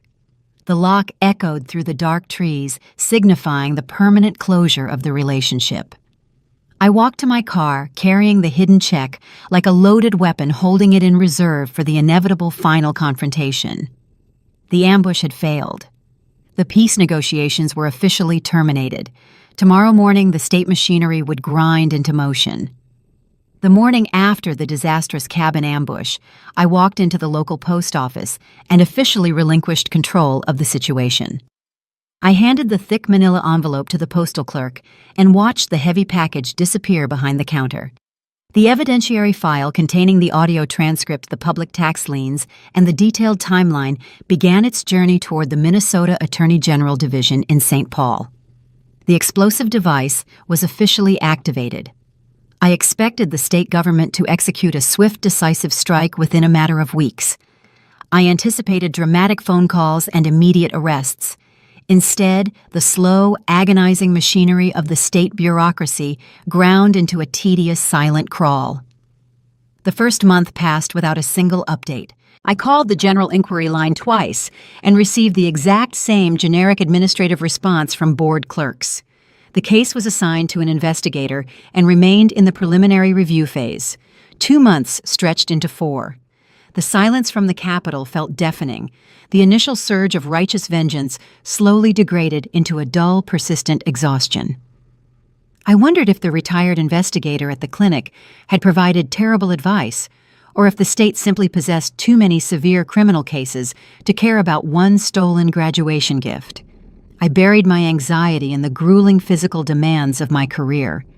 The harsh Minnesota winter settled over Duluth, burying the city under thick drifts of heavy lake-effect snow.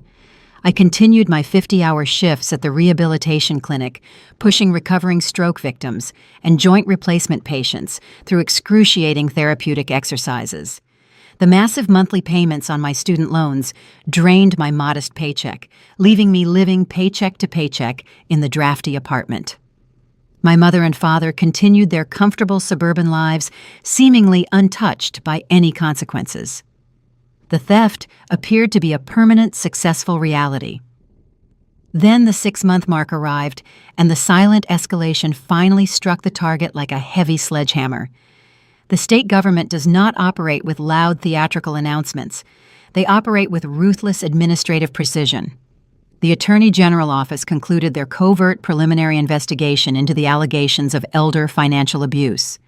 The assigned agents quietly secured the necessary judicial warrants and executed a devastating tactical maneuver without issuing a single warning to the suspects. The state issued a formal immediate freeze on every single primary banking account registered to Helen and David. The legal hold instantly locked down their checking accounts, their personal savings, their investment portfolios, and their access to liquid capital. The sweeping financial paralysis remained in full effect, pending a comprehensive forensic audit regarding the manipulation of the Generation Skipping Trust and the disbursement of Ingrid's final medical expenses. My parents woke up on a random Tuesday morning to discover their debit cards declined at the grocery store. The sudden, inexplicable lack of funds triggered a frantic cascade of phone calls to their financial institution. The bank manager delivered the terrifying reality check, informing them that the state government commanded the freeze due to an active criminal fraud investigation. Helen was officially under the microscope for severe fiduciary misconduct.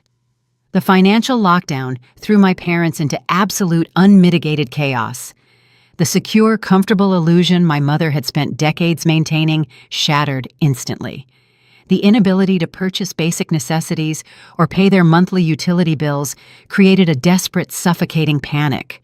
The terrifying phantom of poverty she thought she vanquished by stealing my inheritance had returned with the full, devastating backing of the state legal system. Realizing the state investigators were actively auditing the specific $85,000 transfer, Helen executed a frantic, sloppy countermeasure. The audio recording alone presented a severe threat, but the lack of a proper paper trail regarding the sudden massive influx of cash into Lauren's failing business constituted a glaring vulnerability. Helen needed to create an illusion of legitimacy to survive the impending forensic audit. Helen immediately cornered Lauren inside the failing soap boutique.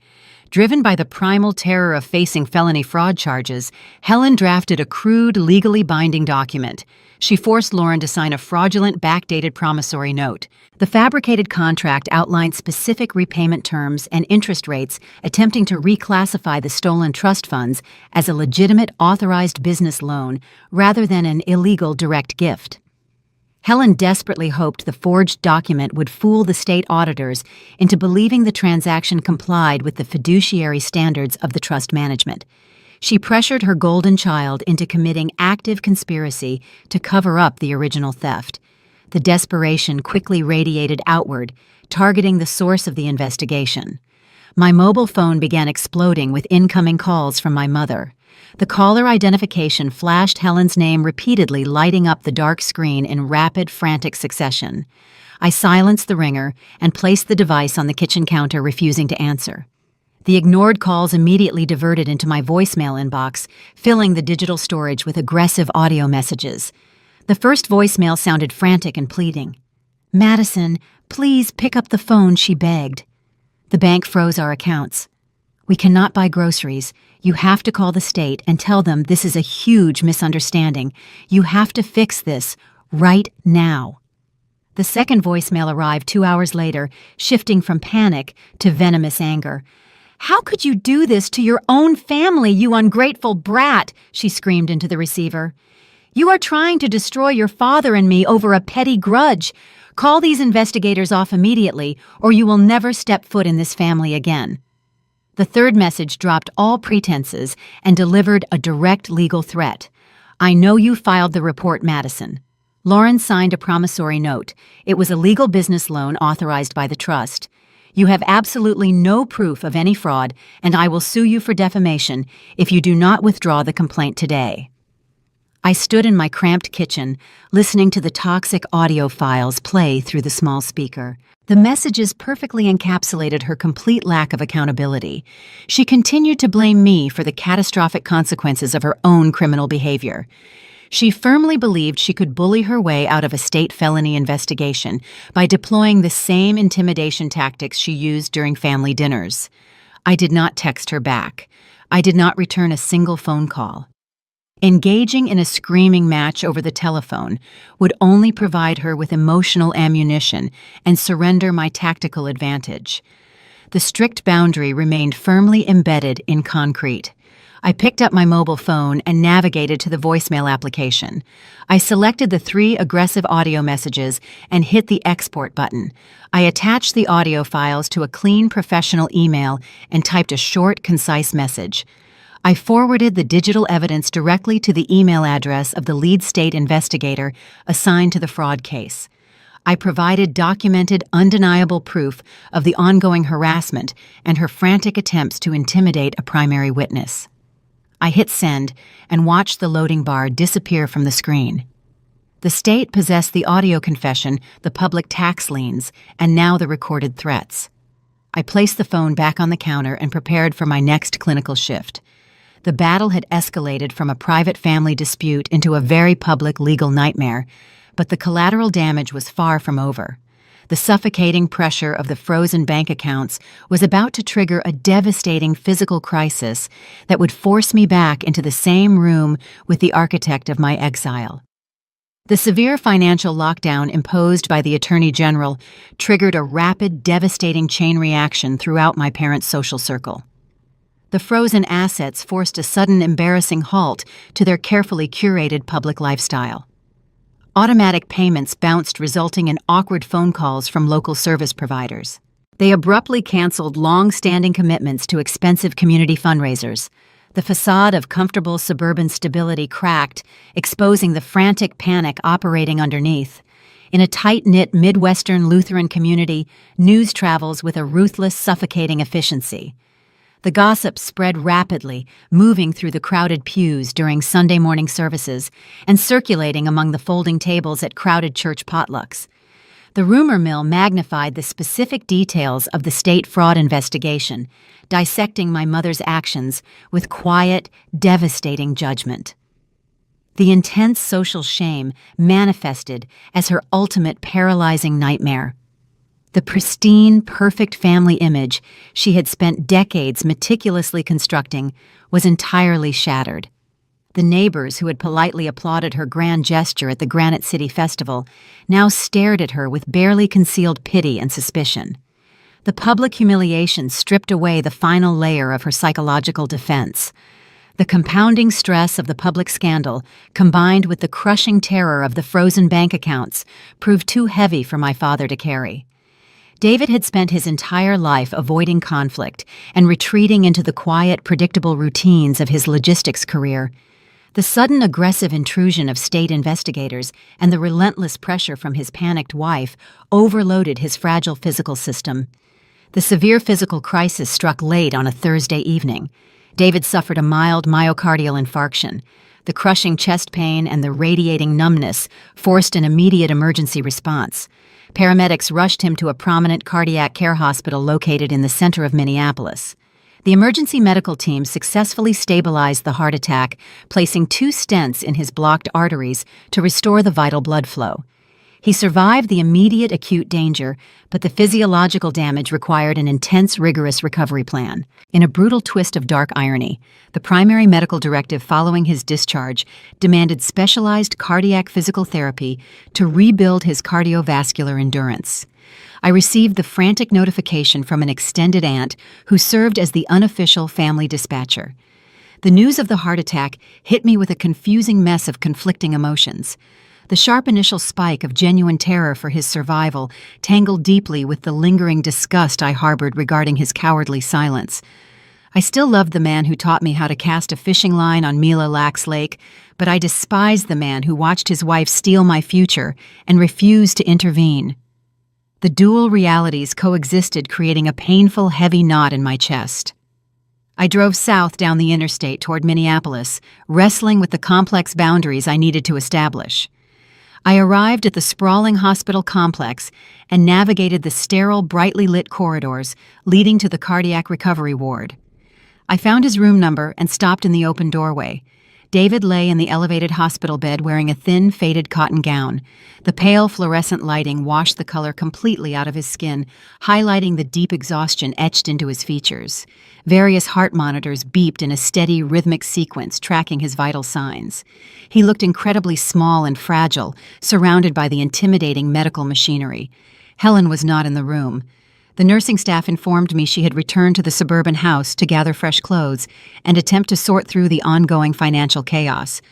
Her absence provided a critical window for a private confrontation without the interference of her frantic theatrics. David opened his eyes and saw me standing in the doorway. A brief flash of desperate relief washed over his tired face.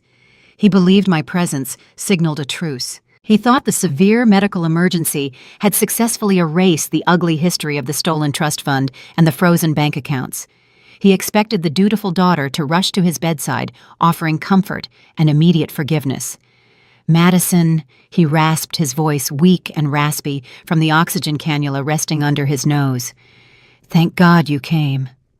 I stepped into the hospital room, but I did not rush toward the bed. I did not reach out to grasp the trembling hand he extended toward me. I kept my posture straight and my expression carefully guarded. I pulled a small rolling stool close to the edge of the mattress and sat down, maintaining a strict, deliberate physical distance. "I am glad the surgical intervention was successful, David," I said. My voice carried the crisp, even tone of a practicing clinician conducting rounds. The cardiologist indicated the stent placement restored adequate blood flow to the damaged tissue. His extended hand dropped slowly back onto the thin blanket. The use of his first name rather than the familial title struck him like a physical blow. The relief vanished from his eyes, replaced by a confused, wounded panic. He searched my face for the daughter he remembered, but he only found the impenetrable professional armor of a doctor. I picked up the thick medical chart resting on the rolling tray table. I flipped through the heavy pages, reviewing the specific surgical notes and the detailed post-operative recovery protocols. I focused entirely on the clinical data, refusing to engage with the heavy emotional gravity filling the room. The physical therapy requirements following a myocardial infarction are extensive. I continued, keeping my eyes locked on the chart. "You will need to adhere strictly to a graduated cardiovascular exercise program. The therapists will initiate low-impact mobility training before you leave the facility. You must monitor your exertion levels closely and comply with the prescribed dietary restrictions to prevent a secondary ischemic event." David stared at me, his chest heaving with shallow, anxious breaths. "Madison, please," he whispered. "We need to talk about what happened. We need to fix this mess with the state investigators before your mother loses her mind entirely. The bank accounts are completely locked. We cannot even pay the mortgage." I closed the heavy plastic cover of the medical chart. The sharp snapping sound echoed loudly over the rhythmic beeping of the heart monitors. I looked directly into his desperate, bloodshot eyes. "I am not here to discuss the active legal investigation regarding the felony fraud committed against the trust," I stated, my voice dropping into a cold, hard register. "I am not here to provide legal advice or negotiate a settlement with the Attorney General. The financial consequences of those actions are entirely outside my purview." I stood up from the rolling stool and leaned slightly over the bed. I reached out and carefully adjusted the angle of his thin pillows, ensuring his head remained properly elevated to support his compromised respiratory function. The action was purely mechanical, lacking any trace of maternal warmth. "I am here exclusively as a healthcare professional, reviewing the cardiac recovery parameters for a high-risk patient," I told him. "I strongly advise you to follow the physical therapy guidelines the staff provides upon your discharge. If you fail to rebuild your cardiovascular endurance, the next infarction will likely prove fatal." I stepped back from the bed, reinforcing the impenetrable boundary. I provided him with the exact clinical knowledge necessary to ensure his physical survival. but I completely stripped away the emotional comfort he craved. The absolute cold detachment of the encounter hurt him significantly deeper than any screaming match on a frozen lake ever could. He realized the cowardly silence he maintained, while my mother destroyed my future, had permanently severed the familial bond. He possessed a functional heart, but he had lost his daughter. I turned away from the hospital bed and walked out into the sterile corridor. I did not look back at the broken man weeping quietly in the room. The emotional toll of maintaining the clinical armor left me feeling incredibly hollow, but the boundary was necessary for my own survival. The medical crisis had forced a temporary pause in the hostilities, but the legal war raging outside the hospital walls was about to escalate dramatically. I needed to return to Duluth and prepare for the next phase of the battle. I did not know the most damaging blow to my mother's defense strategy would arrive unannounced at my front door, delivered by the very person she committed the fraud to save. I returned to Duluth, operating in a state of hypervigilance. The emotional exhaustion of the hospital visit lingered in my bones, but the constant underlying anxiety regarding the frozen trust funds kept me moving forward. I focused my energy on the grueling shifts at the rehabilitation clinic, pushing the complex legal battle to the back of my mind during working hours. The state investigators were building their case in silence. The silence finally broke late on a freezing Tuesday evening, delivered directly to my front door. A heavy, frantic knocking echoed through my small apartment. I set down the medical charts I was reviewing and walked toward the entryway. I peered through the small circular peephole, expecting to see a neighbor complaining about noise or a confused delivery driver. Instead, I saw the distorted face of my older sister. I unlocked the deadbolt and pulled the door open. Lauren stood in the narrow, drafty hallway, shivering under a thin wool coat. The sight of her stunned me into silence. Lauren usually presented herself to the world wrapped in an impenetrable layer of carefully curated boutique owner glamour. She typically wore expensive artisanal clothing and maintained flawless hair and makeup, projecting an image of effortless bohemian success. The woman standing in my doorway looked completely ragged and broken. The polished facade had entirely dissolved. Her hair was pulled back into a messy, uneven knot. Deep, dark circles bruised the fragile skin under her bloodshot eyes. She looked like a cornered animal exhausted from running and desperate for shelter. "I need to come inside Madison," she said. Her voice trembled, carrying a thin, frantic edge. "Please let me in." I stepped back and allowed her to cross the threshold. I closed the door, shutting out the cold draft from the hallway. I did not offer to take her coat. I did not ask if she wanted a warm drink. The deep-seated resentment I harbored regarding the stolen graduation money demanded strict boundaries. I crossed my arms over my chest and waited for her to explain the sudden, unannounced intrusion. Lauren walked into the center of my small living room and collapsed onto the faded thrift store sofa. She pulled a crumpled, thick manila folder from the deep pocket of her coat. She did not launch into a tearful apology. She did not express profound remorse for accepting the $85,000 stolen from my future. The driving force behind her visit was not sudden sisterly guilt or noble moral clarity. She dropped a massive bombshell that violently altered the entire landscape of the legal war.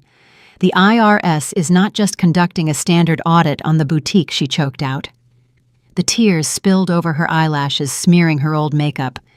They are threatening me with federal tax evasion charges. The admission hung heavy in the quiet apartment. The public tax liens I discovered during my late-night intelligence gathering merely scratched the surface of the financial disaster. Lauren explained the terrifying reality of her situation.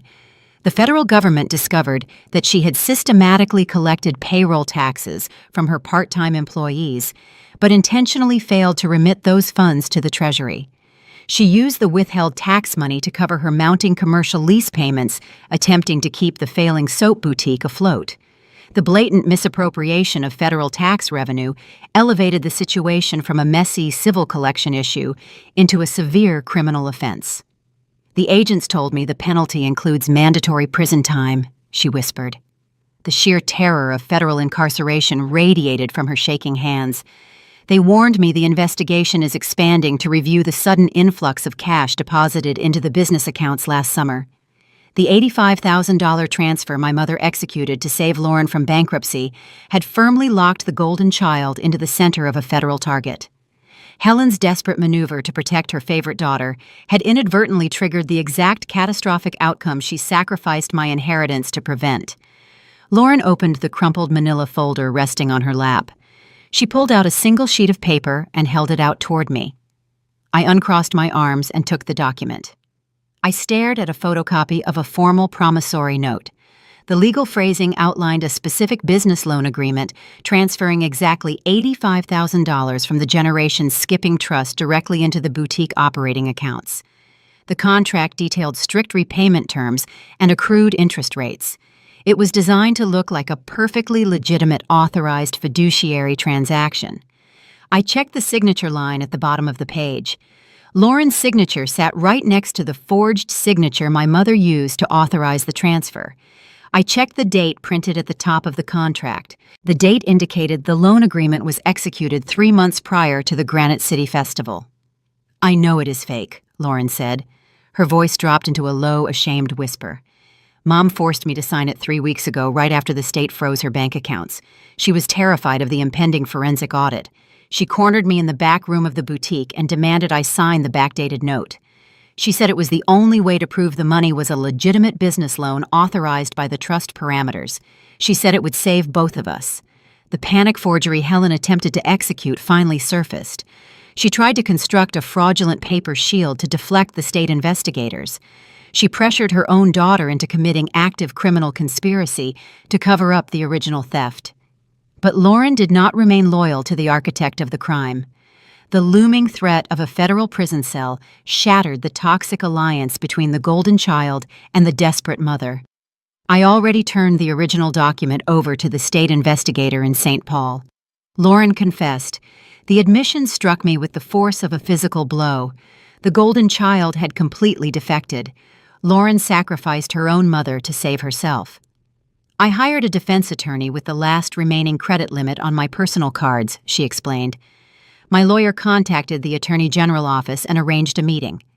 I handed over the forged, backdated promissory note and provided a full sworn statement detailing how Mom coerced me into signing it.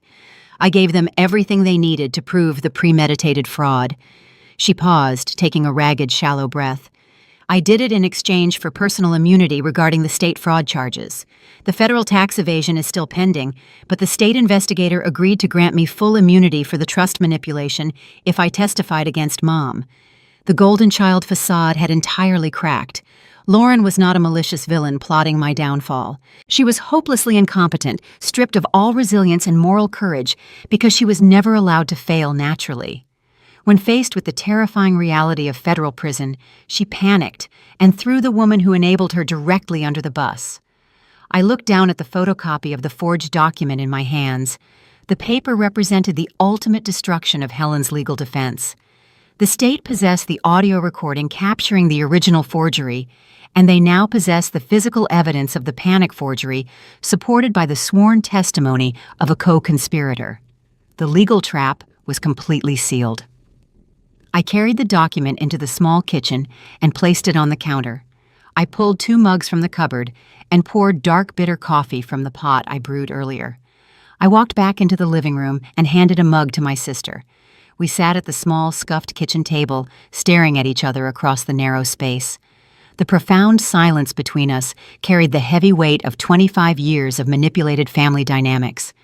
We both realized the devastating truth in that quiet room. We were both victims of Helen's projected historical trauma. Helen destroyed my financial security because she resented my independence. Helen destroyed Lauren's ability to function as a capable adult because she needed a vulnerable child to constantly rescue. The toxic favoritism ruined both of us in entirely different ways. There was no tearful cinematic hug. There was no grand declaration of sudden sisterly solidarity. The betrayal ran too deep, and the impending legal destruction was too severe to allow for a neat, tidy reconciliation. We sipped the bitter coffee in cold, awkward silence, acknowledging that the battle for survival had permanently altered the landscape of our family. The state possessed the ammunition required to force a resolution. The quiet investigation was over. The final brutal confrontation at the mediation table was imminent.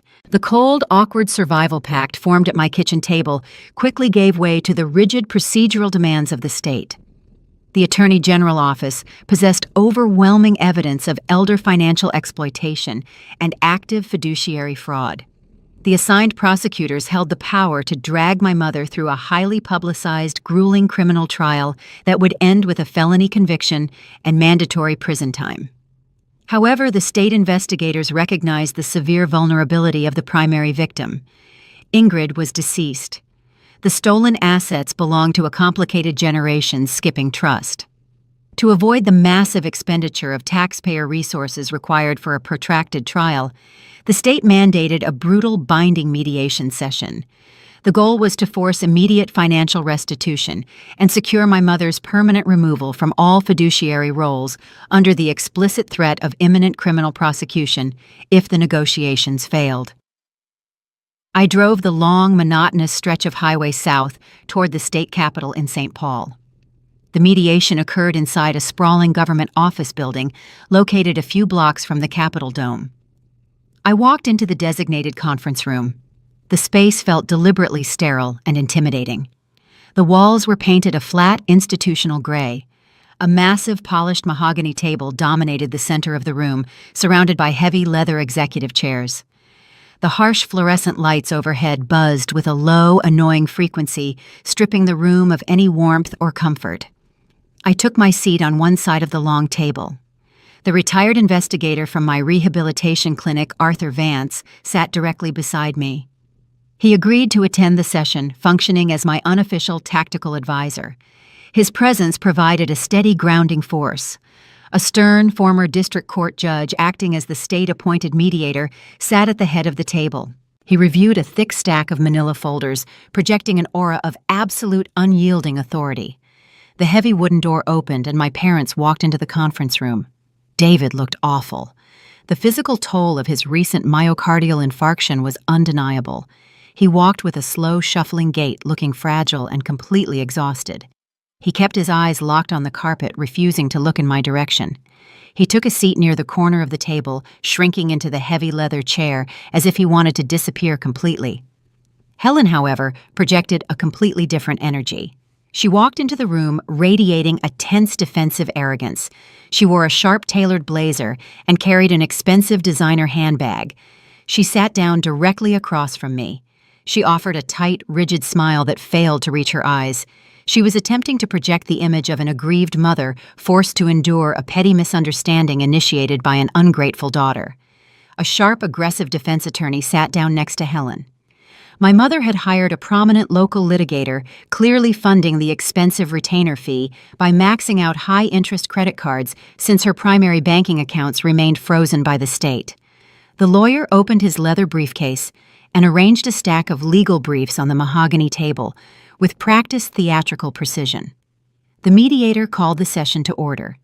He outlined the severe criminal allegations regarding the manipulation of the trust funds and the suspected forgery of the authorization documents. He invited Helen's attorney to present their initial defense. The defense attorney stood up and launched into a confident, aggressive opening statement. Dramatic irony saturated the sterile conference room thick and heavy. I sat quietly next to Arthur Vance, watching the lawyer build a fortress out of sand. The attorney firmly denied any malicious intent or criminal exploitation. He claimed Helen acted strictly within the legal parameters defined by the HEMS standard established in the trust documents. He argued that Lauren's impending business collapse constituted a severe emotional and psychological crisis that qualified as emergency medical maintenance. He insisted the disbursement of the $85,000 was a legitimate authorized action designed to protect a beneficiary from devastating harm. He reached into his briefcase and produced a crisp white document. He slid the paper across the mahogany table toward the mediator. He presented the backdated promissory note with a flourish, claiming it served as an impenetrable shield against any allegations of theft. This document proves the transfer was structured as a formal authorized business loan. He declared, his voice ringing with arrogant certainty. My client secured a binding repayment agreement outlining specific interest rates and strict timeline parameters. The funds were never intended as a direct gift. The transaction was a legally sound fiduciary investment. The allegations of fraud are entirely baseless and frankly defamatory. Helen sat slightly taller in her chair, her posture relaxed. A smug, satisfied expression settled over her features. She looked across the table at me, convinced her fabricated paper trail had successfully neutralized the threat. She believed she had outmaneuvered the system. Helen and her expensive defense attorney had absolutely no idea that the mediator sitting at the head of the table possessed the secret audio recording captured by my grandmother. They did not know the state investigators had already authenticated the digital file. Furthermore, they were completely unaware that Lauren drove to Duluth, confessed to the panic forgery, and handed over the original backdated document in exchange for personal immunity. My mother walked into the mediation session blindly deploying a weapon that had already been dismantled and turned against her. I glanced sideways at Arthur Vance. He remained perfectly still, his face a blank, unreadable mask. He let them spin their web of lies. The stern mediator allowed the defense attorney to continue the confident presentation for 20 uninterrupted minutes. He listened to the elaborate justifications, the defensive maneuvering, and the arrogant dismissal of the fraud allegations. He did not interrupt. He did not ask any clarifying questions. He simply let them dig the hole deeper, securely locking themselves into a documented narrative of active deception. When the defense attorney finally concluded his opening statement and sat down looking incredibly pleased with his performance, the mediator leaned forward. He steepled his fingers, resting his elbows on the polished mahogany. "That is a compelling narrative, counselor," the mediator said. His voice was dangerously soft and flat. "However, the state possesses compelling contradictory evidence that severely undermines the authenticity of that promissory note." The mediator reached out and tapped the keyboard of a laptop sitting open on the table. He pressed play. The hissing static of the outdated digital dictaphone filled the quiet conference room. The sudden, unexpected noise startled Helen. She jerked in her chair, her eyes darting toward the laptop screen. Then the clear, unmistakable voice of my grandmother Ingrid echoed through the room. The audio recording captured her labored breathing and the faint mechanical hum of the oxygen concentrator in the background. The sound of my mother frantically pacing the linoleum floor followed. The smug, confident expression melted off Helen's face instantly. The recording played the exact sequence of the pivotal confession. Helen's own raw, unfiltered voice filled the room, detailing her terror of Lauren ending up impoverished. Then the devastating admission hit the airwaves. "I already fixed the paperwork," David, the recorded voice declared. "I brought the trust amendment documents in my purse yesterday afternoon." I waited until the nurse gave Mother her heavy pain medication. When she drifted off to sleep, I took the pen and signed her name on the bottom line. I forged the authorization. The recorded voice of my father offered his weak, pathetic protests, warning her that breaking the legal barrier constituted outright fraud. The recording concluded with Helen screaming her justification, revealing her unhealed generational wound and her deliberate willingness to sacrifice my future to save her favorite child. The audio file clicked off, terminating the playback automatically. The silence that followed was absolute and crushing. The air evacuated the room. The smug facade Helen had maintained for 20 minutes crumbled into dust. The blood drained entirely from her face, leaving her skin the color of old ash. Her eyes widened in raw, unadulterated terror. She stared at the laptop as if it were a venomous snake preparing to strike. Her hands began to shake violently against the armrests of her leather chair. The expensive defense attorney sitting next to her looked equally horrified. He stared at his client, realizing she had actively... The deafening silence following the audio playback stretched tight across the mahogany table. The arrogant confidence displayed by the defense attorney vanished instantly. He gathered his scattered legal briefs, moving with the frantic energy of a man trying to distance himself from a sinking ship. He realized the backdated promissory note he just entered into the official mediation record constituted active participation in a criminal conspiracy. He leaned close to Helen and whispered a sharp, urgent warning in her ear, likely advising her to invoke her constitutional right against self-incrimination and terminate the session. Helen ignored her lawyer. The panic flooding her system short-circuited her rational thought process. Cornered by the undeniable proof of her own recorded voice confessing to felony forgery, she scrambled desperately for an alternative narrative. She could no longer deny the act, so she attempted to spin the intention. She launched a final pathetic maneuver, trying to reposition herself as a well-meaning but misunderstood peacemaker rather than a malicious thief. "I never intended any malice," she pleaded, looking directly at the stern mediator. Her voice climbed into a shrill, frantic register. "You have to understand the immense pressure I was under. I made a terrible mistake in a moment of extreme weakness, but I always intended to make things right. I tried to fix it." She turned her gaze toward me, attempting to leverage our fractured relationship to build a defense. "I reached out to Madison months ago. She insisted, her eyes wide and pleading. I invited her up to the family cabin in Brainerd to discuss the situation. I tried to settle the misunderstanding fairly and equitably. I offered her financial assistance to help with her transition after graduation, but she refused to communicate. She stormed out and refused to accept my apology. She wanted to punish me. She wanted to drag this out and destroy our family over a simple miscalculation. She painted a picture of a generous mother trying to heal a rift caused by an unreasonable, vindictive daughter. She relied on the assumption that a private conversation occurring inside an isolated cabin left no physical evidence. She believed it was her word against mine, and she hoped her tearful performance would generate sympathy from the mediator. I sat quietly listening to her twist the truth one last time. I did not interrupt her frantic spin. I did not raise my voice in protest or launch a defensive counter-argument. I simply opened the brass clasp on my black leather portfolio, resting on the table in front of me. I reached inside the smooth interior pocket. My fingers brushed against a small folded piece of blue security paper. I pulled the uncashed personal check free from the leather binding. I placed the blue paper on the polished mahogany surface. I pressed my index and middle fingers against the paper and pushed it forward. The check slid slowly across the wide table, bridging the gap between us. It stopped precisely in the center of the wood, resting under the harsh glare of the fluorescent lights. The $5,000 check from the Brainerd cabin ambush sat fully exposed. The Chekhov gun I carefully pocketed months ago was finally fired. Helen stared at the piece of paper. Her desperate monologue abruptly died in her throat. The color drained from her face a second time, leaving her looking hollowed out and gray. She recognized her own handwriting on the payee line and the stark numerical figure printed in the small box. I looked at the mediator.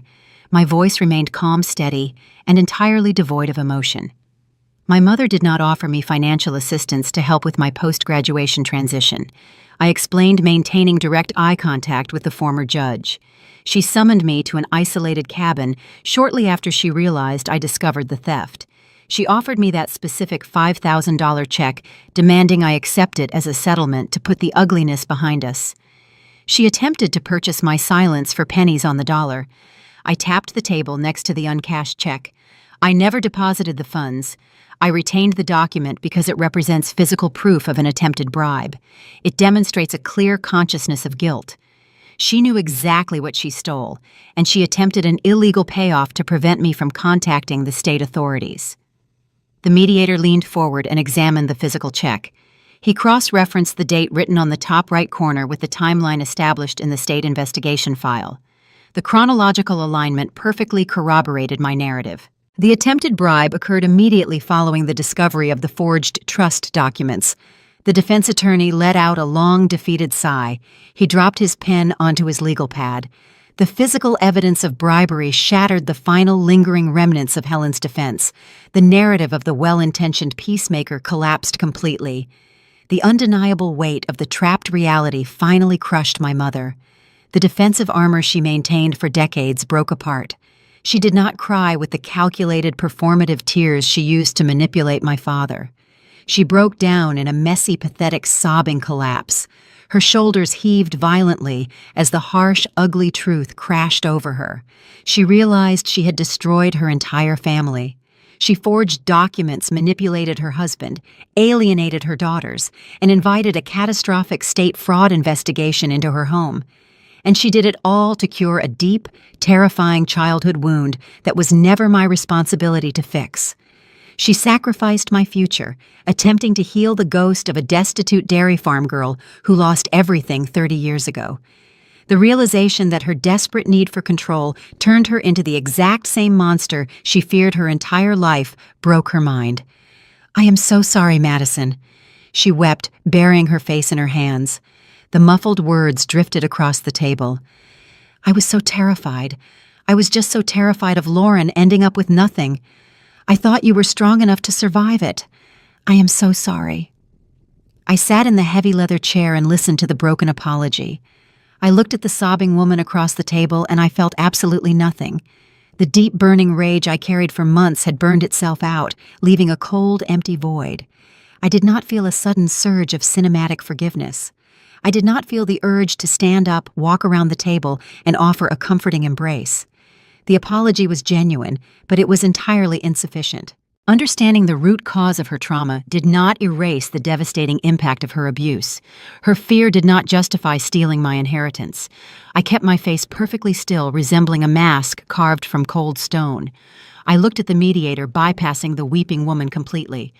I refused to accept a settlement that includes an apology in exchange for leniency. I stated, my voice cutting through the sounds of her crying.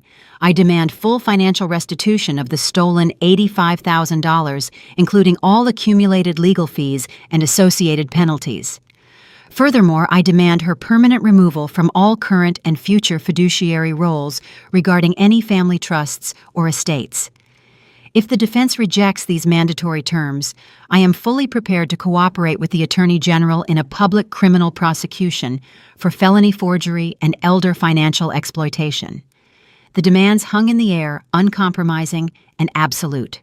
The negotiations were over. I set the terms of her surrender. I demanded the immediate restoration of my stolen future and the permanent revocation of her power. The tears flowing across the mahogany table held zero currency in the transaction. I secured my victory not through emotional manipulation, but through the cold, undeniable architecture of evidence. The only remaining detail involved the severe financial penalty my parents must endure to satisfy the restitution order. The price required to avoid a prison cell was about to cost my mother the ultimate symbol of her generational pride. The strict terms dictated during the state mediation session offered no room for negotiation or emotional appeals. The mediator, acting with the full authority of the Attorney General, finalized the binding agreement with ruthless efficiency. Helen faced a stark, unavoidable ultimatum. She could accept the harsh civil penalties and provide immediate full financial restitution, or she could face an aggressive criminal prosecution for felony forgery and elder financial exploitation. The presence of the secret audio recording and the uncashed bribe check guaranteed a swift conviction in a public courtroom. Her expensive defense attorney advised immediate surrender. The paperwork was drafted, signed, and notarized before the afternoon sun dropped below the St. Paul skyline. The legal consequences stripped Helen of her primary weapon. She was permanently and irrevocably barred from acting as a trustee executor or financial power of attorney for any existing or future family estates. The state effectively neutralized her ability to manipulate generational wealth. But the financial restitution required to avoid a prison cell demanded a much heavier, immediate sacrifice. My parents were ordered to repay the stolen $85,000 in full. Furthermore, they were held entirely responsible for all accumulated legal fees, forensic accounting charges, and state-mandated penalties resulting from the fraud investigation. The frozen bank accounts did not hold enough liquid capital to cover the massive total sum. The boutique money was already swallowed by the IRS, leaving them with a massive sudden debt. They needed to generate a substantial amount of cash immediately to satisfy the state order and prevent the criminal charges from activating. They possessed only one significant unencumbered asset capable of covering the debt. They were forced to liquidate the generational family cabin located in Brainerd. The forced sale of the cabin represented a devastating, catastrophic blow. In Minnesotan culture, a lakeside cabin is not simply a piece of vacation real estate. It serves as the ultimate physical symbol of family legacy, stability, and social success. It is the gathering place for generations passing down traditions of fishing, boating, and harsh winter survival. Losing a family cabin due to financial ruin is considered a profound public humiliation. It signals to the entire community that the family structure has fundamentally failed. The harsh poetic justice of the situation was undeniable. Helen spent her entire adult life terrified of repeating the traumatic poverty of her youth. She committed felony fraud and sacrificed her youngest daughter's future specifically to protect her golden child from public financial ruin. She desperately wanted to maintain the illusion of absolute pristine success. Instead, her illegal maneuvers triggered the exact nightmare she tried to avoid. The IRS seized Lauren's failing boutique anyway. Lauren defected to the state investigators, sacrificing her mother to save herself from federal tax evasion charges. The pristine family image shattered into a million pieces during the public church gossip cycle. And finally, Helen lost the ultimate symbol of her generational wealth. Her frantic need for control cost her. The cabin alienated her favorite child and exposed her to the community as a thief. She stared into the abyss of her own making and realized she had transformed into the exact same monster she feared. She became her older brother, stealing the family legacy and leaving her own blood with empty pockets. The cycle of trauma completed its destructive rotation, but the blast radius caught her directly in the center. The cabin sold quickly in a rapid off-market transaction to a cash buyer seeking prime lakefront property. The closing occurred less than 30 days after the mediation session. My parents did not get a chance to visit the property one last time to collect memories or say goodbye.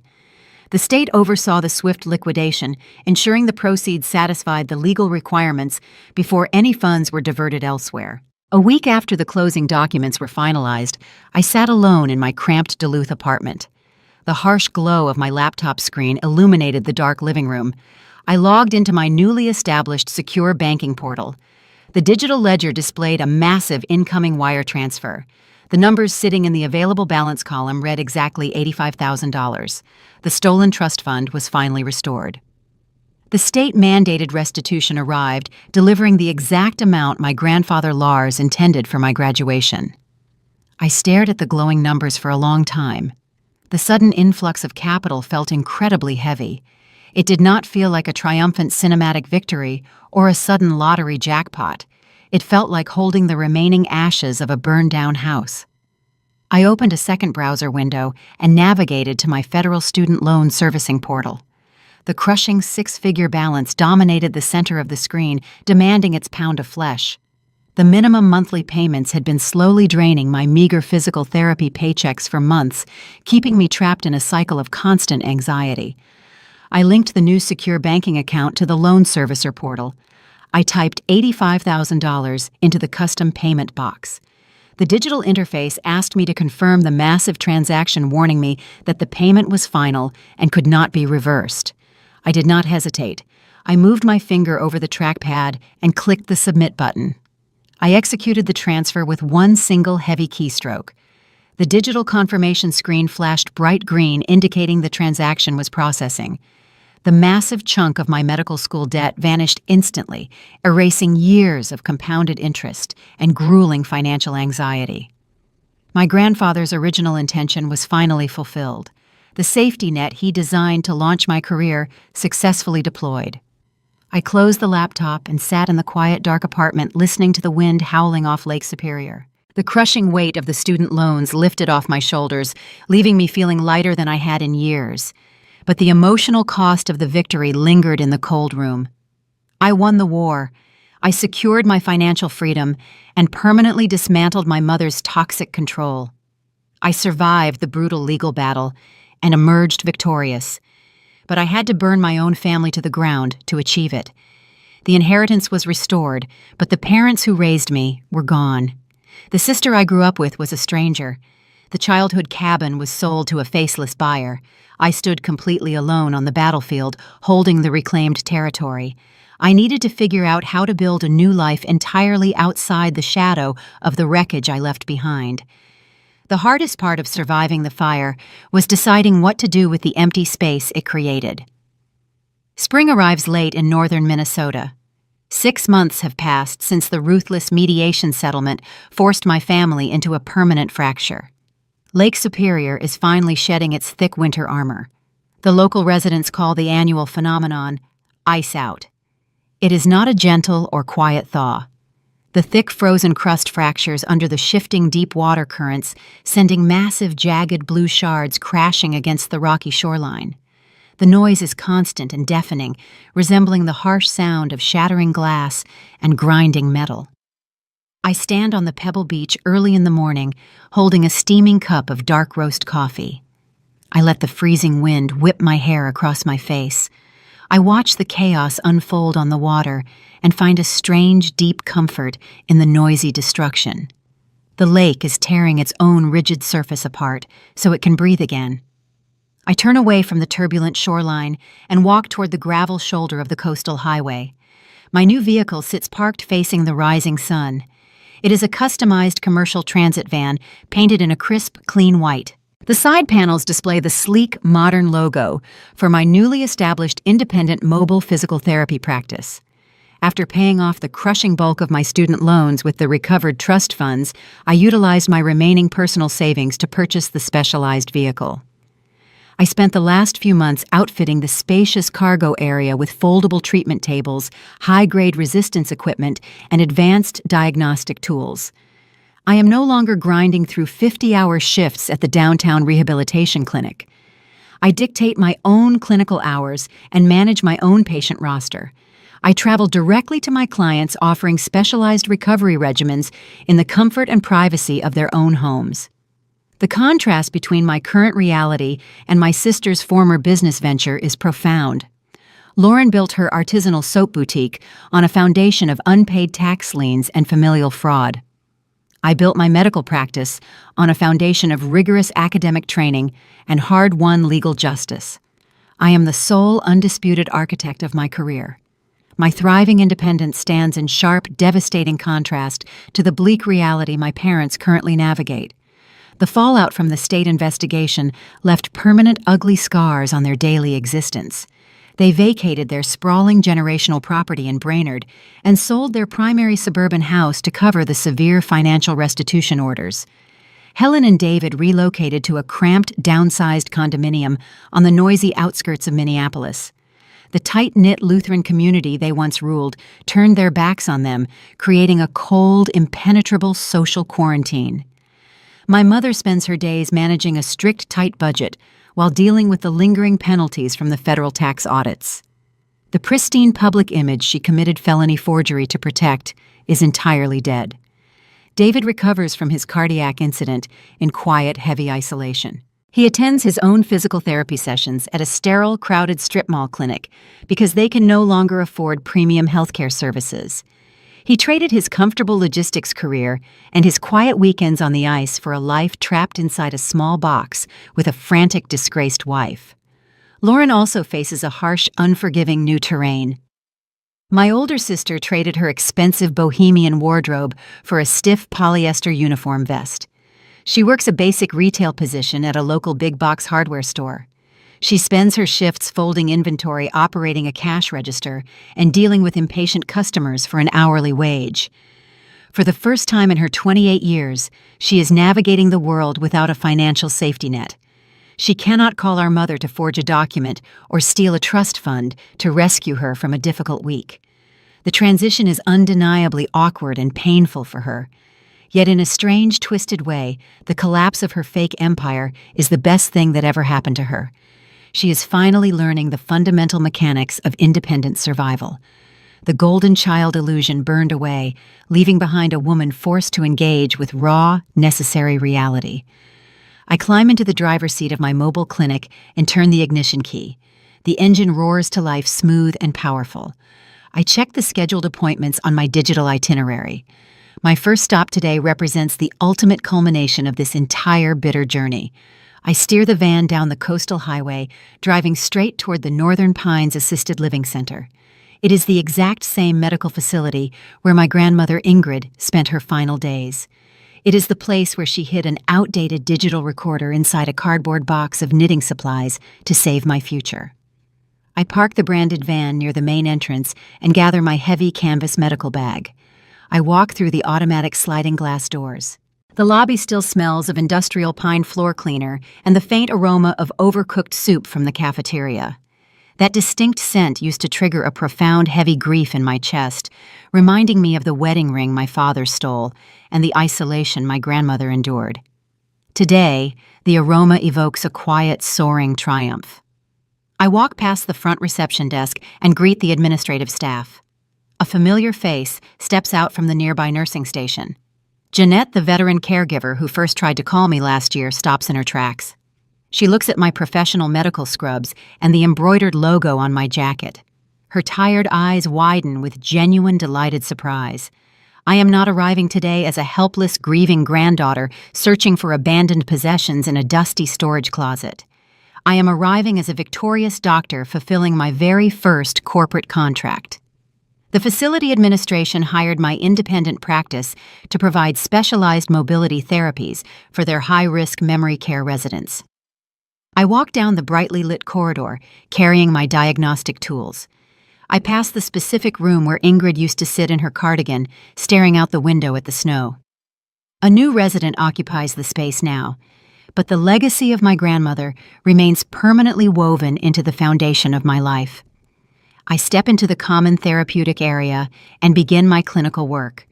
I gently guide an elderly stroke patient through his extension exercises, helping him maintain his physical strength and his personal dignity. I provide the exact type of compassionate, dedicated care my mother failed to deliver when she treated her own mother like a disposable asset. Every painful step I help these vulnerable patients take serves as a silent living tribute to the woman who armed me with the truth. I earned my doctorate through grueling physical labor. I rescued my career from the jaws of a predatory theft. Now I use those hard-won medical skills to heal the exact community my grandmother belonged to. The circle is perfectly closed. Later that afternoon, I finish my clinical rounds and drive back to the rocky shore of the big lake. I sit on the hood of my customized white van, resting my hands on the cold metal. I watch the relentless churn of the ice out stretching toward the horizon. The arduous journey over the last year taught me a difficult, profound truth. Healing is never a clean, linear process. It does not arrive neatly packaged with a polite, tearful apology and a tidy cinematic resolution. Healing is messy and loud. It requires breaking apart the frozen, rigid structures that keep you trapped in the dark. It involves painful conflict and fractured relationships and the terrifying noise of old foundations collapsing under the crushing pressure of the truth. I look out at the deep, churning expanse of Lake Superior. The thick winter armor is broken. The jagged shards crash against the rocks, fading slowly into the current. The surface is chaotic, but beneath the destruction, the dark water is finally moving freely again. The sun beating down on a community festival, the smell of barbecue in the air, the polite applause of neighbors gathered in folding chairs on the surface. It is the absolute picture of the American dream.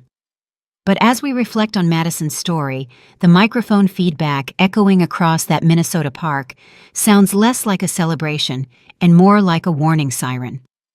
It is a modern, haunting parable about the spiritual starvation that occurs when a family decides to worship at the altar of public image material success and unresolved ego.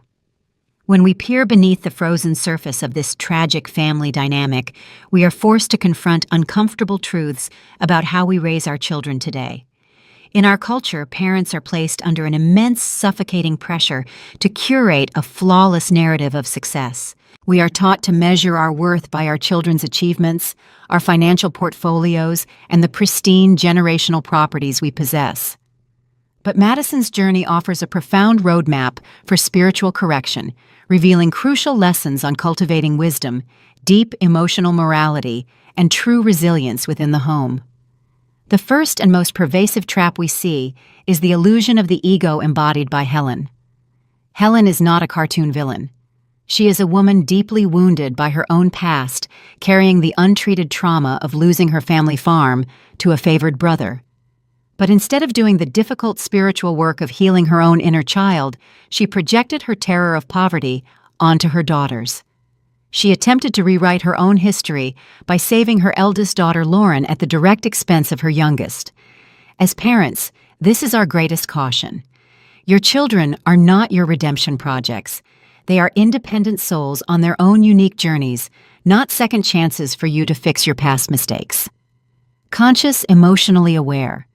Parenting requires the wisdom to separate your historical fears from your child's present reality.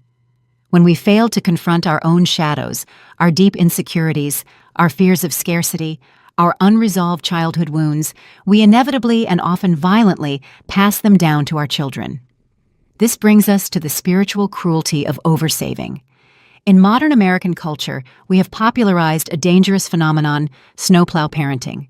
We frantically clear every obstacle, disappointment, and hardship out of our child's path to prevent them from failing. Helen thought she was showing love to her golden child by constantly bailing out Lauren's failing boutique and shielding her from the IRS. In truth, Helen spiritually crippled her. True fairness and enduring love allow for the dignity of a fall. A seed cannot build the strength required to breach the soil if the heavy dirt is entirely removed for it. Spiritual and emotional resilience requires friction. By denying Lauren the natural consequences of her actions, Helen robbed her of the opportunity to build competence and a moral compass.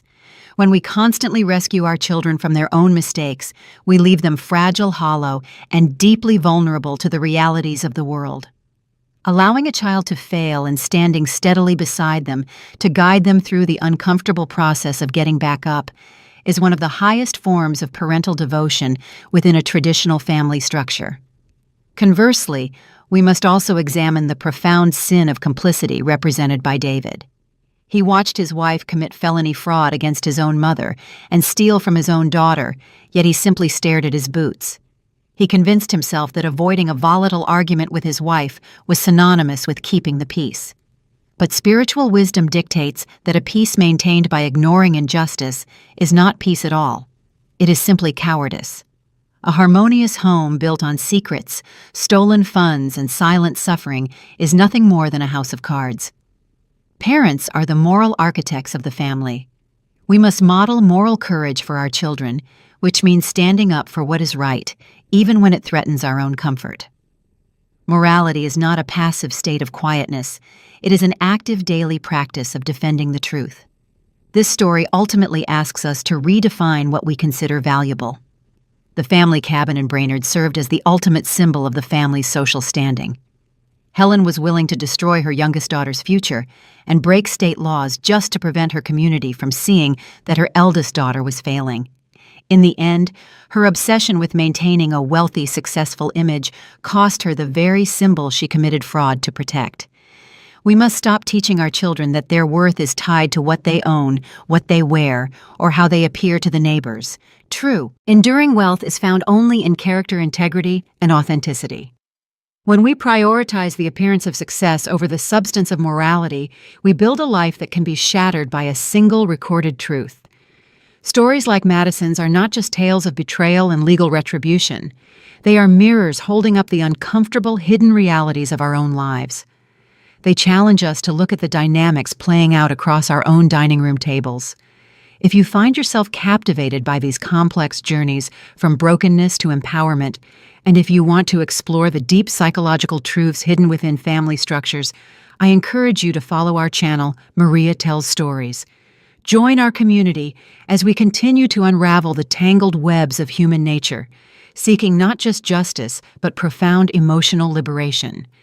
Madison's ultimate victory was not found in her mother's ruin. Her profound spiritual triumph occurred when she used her recovered funds to buy a mobile clinic, going to work healing the exact same elderly community her grandmother belonged to. She took the massive generational pain inflicted upon her and transmuted it into a vehicle for service and healing. The story closes with the powerful metaphor of the ice out on Lake Superior. The breaking of the ice is loud, messy, and violent, but it is entirely necessary for the water to flow freely again. As parents, you will inevitably make mistakes. Your families will experience conflict, loss, and fracture. But do not teach your children to freeze over their emotions just to maintain a polite, perfect surface. Teach them how to break the ice.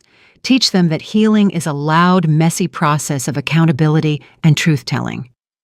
The next time you look at the faces of your family, consider the unspoken currents moving beneath the polite conversations. Are you building a fragile surface of ice just to keep up appearances? Or are you nurturing a deep, moving current of truth? The winter always ends.